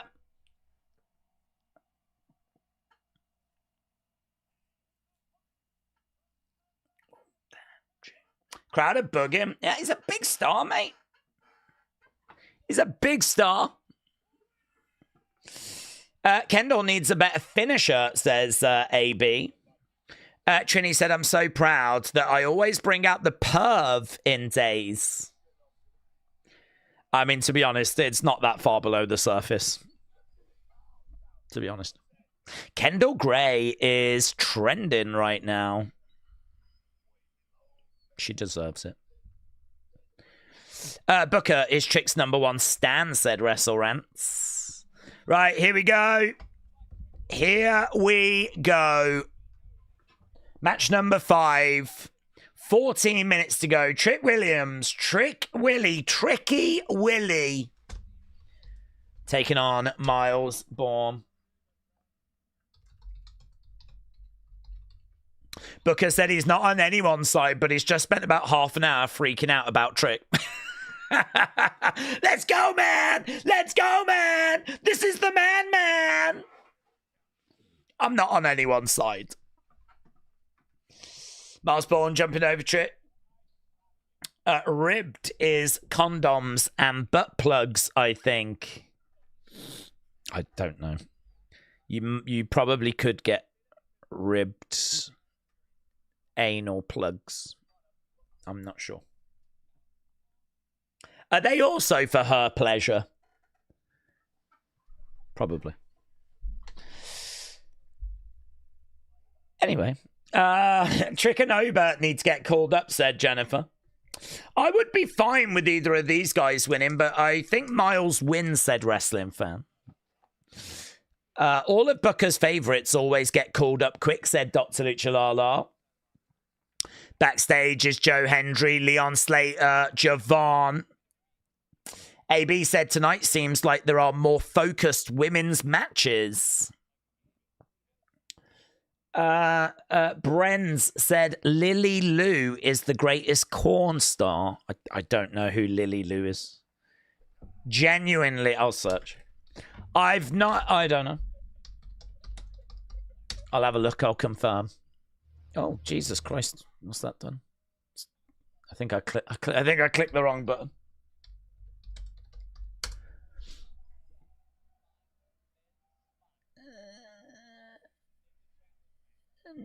She's alright.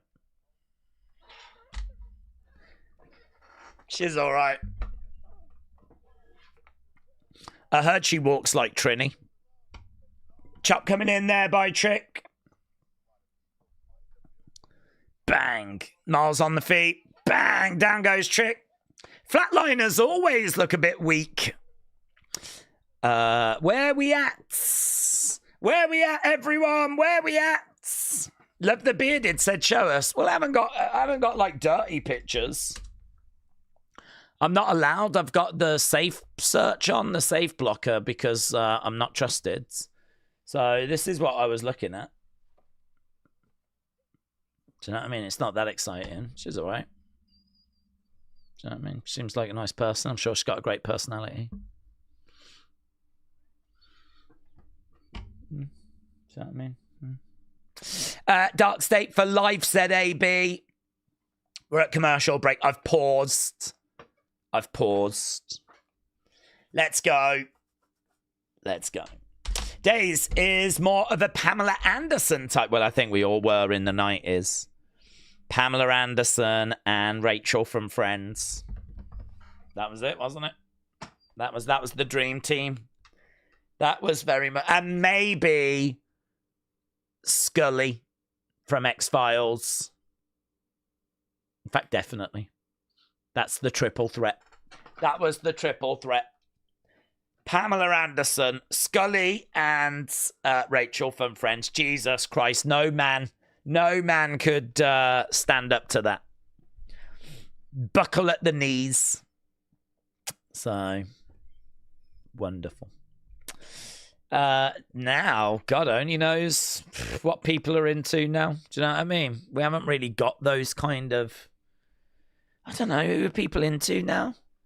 But I mean, Hannah Montana or JoJo Siwa or something, I don't know. Dolly Parton. Yeah, you're probably right. Dolly Parton.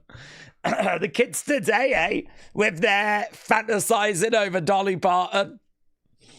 Blammy now. Daze, go watch Lily Lou after this. She leads the Gooner era. What? She's an Arsenal fan.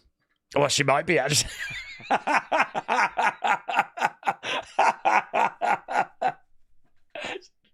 She very well could be.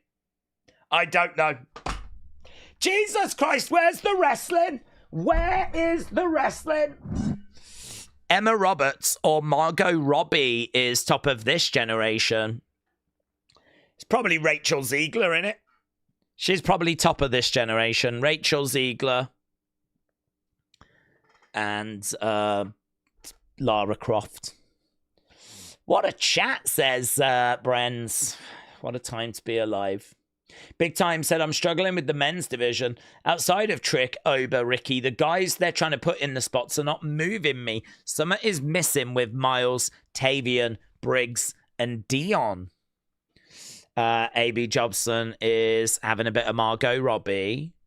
Carmen said, when you visit the United States, what fast food restaurants do you visit? Well, you do McDonald's, don't you, just to see like what it's like compared to the UK. It's very similar, to be honest.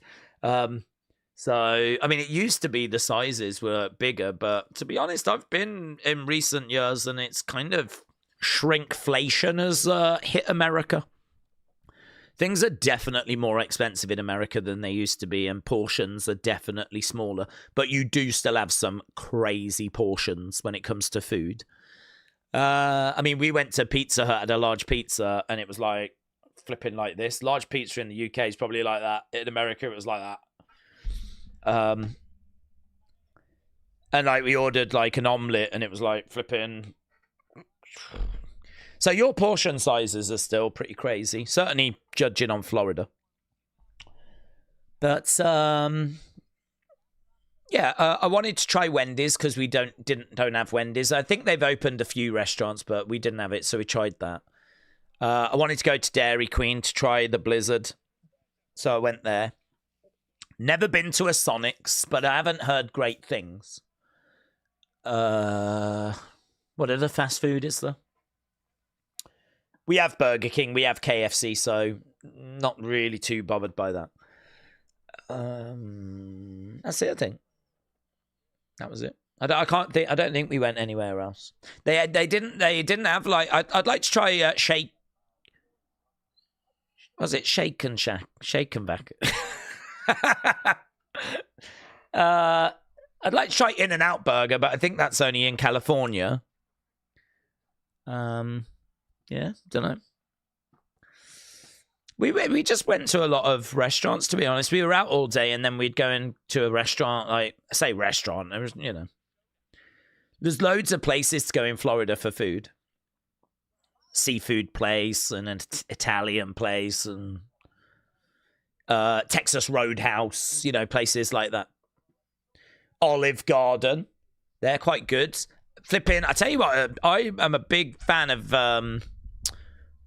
what's it, Outback Steakhouse. I think they're amazing. I absolutely love the food there.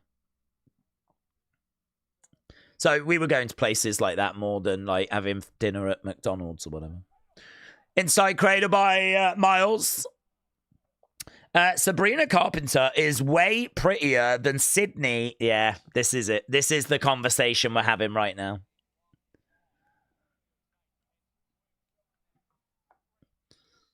Boom. Down it goes Myles. Daze, when you visit the US, what about Cracker Barrel? Have you been to them? No. But I did go to Golden Corral, is it? That's like the buffet place. Did go to that. 1, 2. I think that's Golden Corral, isn't it? The buffet where you go up and it's a buffet. And you have like, just a bit of pasta and a bit of meat. And yeah, I thought it was really good. I was in there wearing a Bruno Sammartino shirt and there was a guy at a table who said I used to watch him, and I didn't have a clue what he was on about. I was like, sorry. I used to watch him. Watch who? Sorry. And then he pointed to my shirt, and I was like, oh, Bruno. Oh, right, did you? I got a flipping clue what he was on about. But it's because I was wearing a Bruno shirt, and on the back it had all the things he achieved in wrestling. And this guy told me he used to watch him on TV. It's cool. It's funny, actually. I'm always up for those conversations. Always.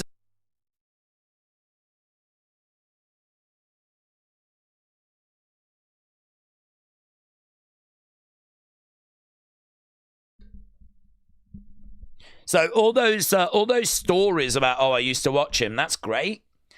Because we never had him on TV, so there are no stories of people watching Bruno in the UK. So yeah, that was kind of cool. Shucky ducky quack quack.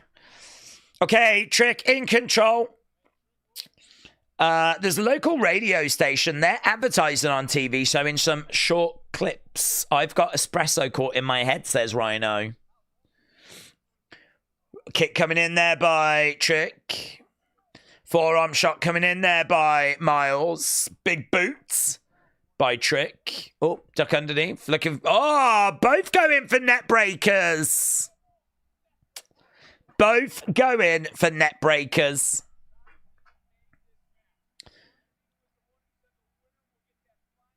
Both guys down. Crowder invested. I like that spot. I like that spot of them both going for it at the same time. That's good. Right now. Big right hand there by Trick. Ooh, I kind of like how he held it as well. Yeah. That's kind of good for like a Bron Breakker to do something on the main roster. Hit it and like hold it. Just kind of look mean at the camera. Just sort of like emphasize the move. Good for a Gunther as well. On the outside, bang! Big kick. Myles goes down, goes into the ring steps. Have you ever heard of someone called... No, there's no point asking me about YouTubers, mate. I don't... It's not a world I operate in. Borne again on the outside. The men's Iron Survivor challenge is set for deadline. The women's as well.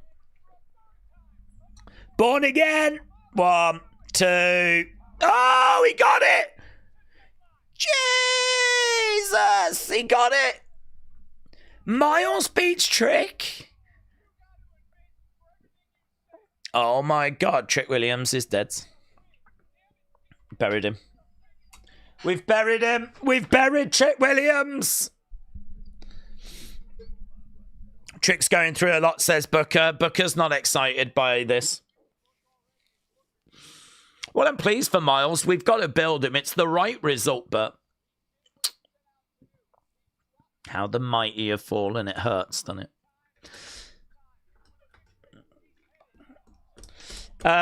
Daze, is the review live or pre-recorded? It'll be pre-recorded tonight, bud, because I am going to try and do live NXT reviews. But this show is a nightmare with stop, start, trying to compile the folders. No. Dumpster fire.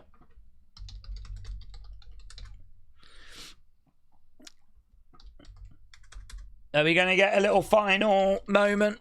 Oh, yeah. We do have some. Oh, it's Dark State. Yay! I don't know about you, but this is how I wanted the show to end. Dark States. Ah!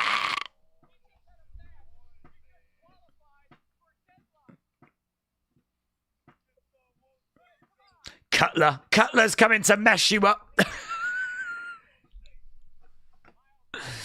Dark State. Oh, here's Joe Hendry. Here's Leon. Here's Javon.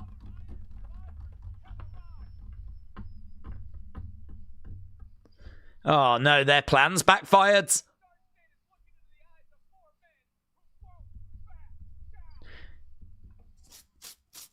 Doesn't this make Dark State look like clowns? Isn't that another example of Dark State just looking really stupid?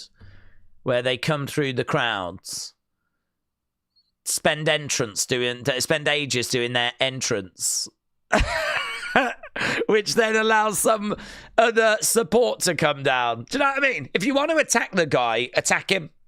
Do you know what I mean? Jump over the barricade, beat him up.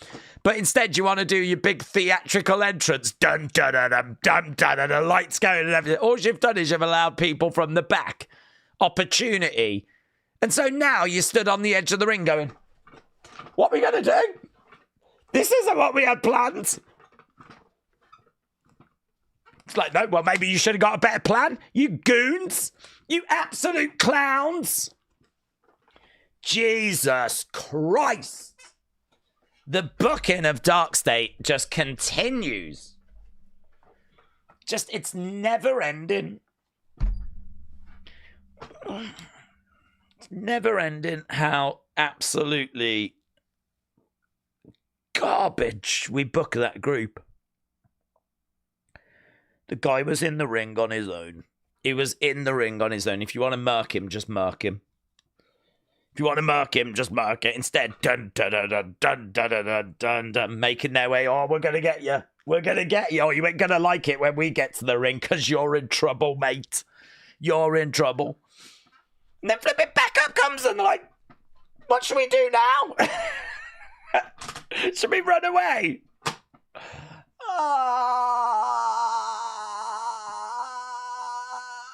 If that was your plan, it sucked. It sucked. You should be embarrassed. Did it take you all day to come up with that plan? Did it take you all day?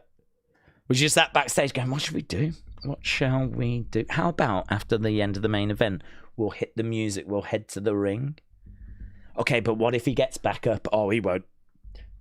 Don't worry about that. He won't. Are you sure? Yeah. He won't. Are you sure? Because there is a lot of people that don't like us. You know, like Javon and Leon, and they are definitely backstage. Listen. He won't, right? We're going to get to the ring, we're going to beat him up, and it's going to go perfectly.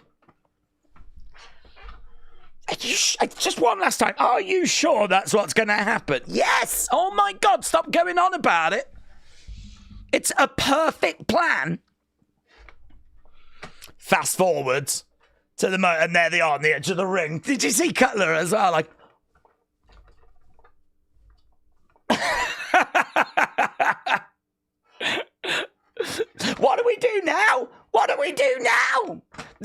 they said wasn't going to happen has just happened. Oh my God, I knew we should have thought this plan through more. Oh, this group. Jesus.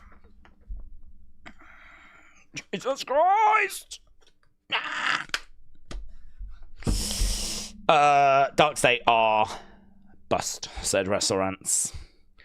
They can be saved, but I don't know. Will they? Will they? Big Time said Dark State is just unbearable. The lights go out and another beat down for the 100th time. Well, no, actually. Because they weren't even smart enough to be able to do the beat down this time. Oh, it is true, actually. They don't seem to have much of an alternative. It is like lights out, do the entrance, come through the crowds. There's not much variation on that.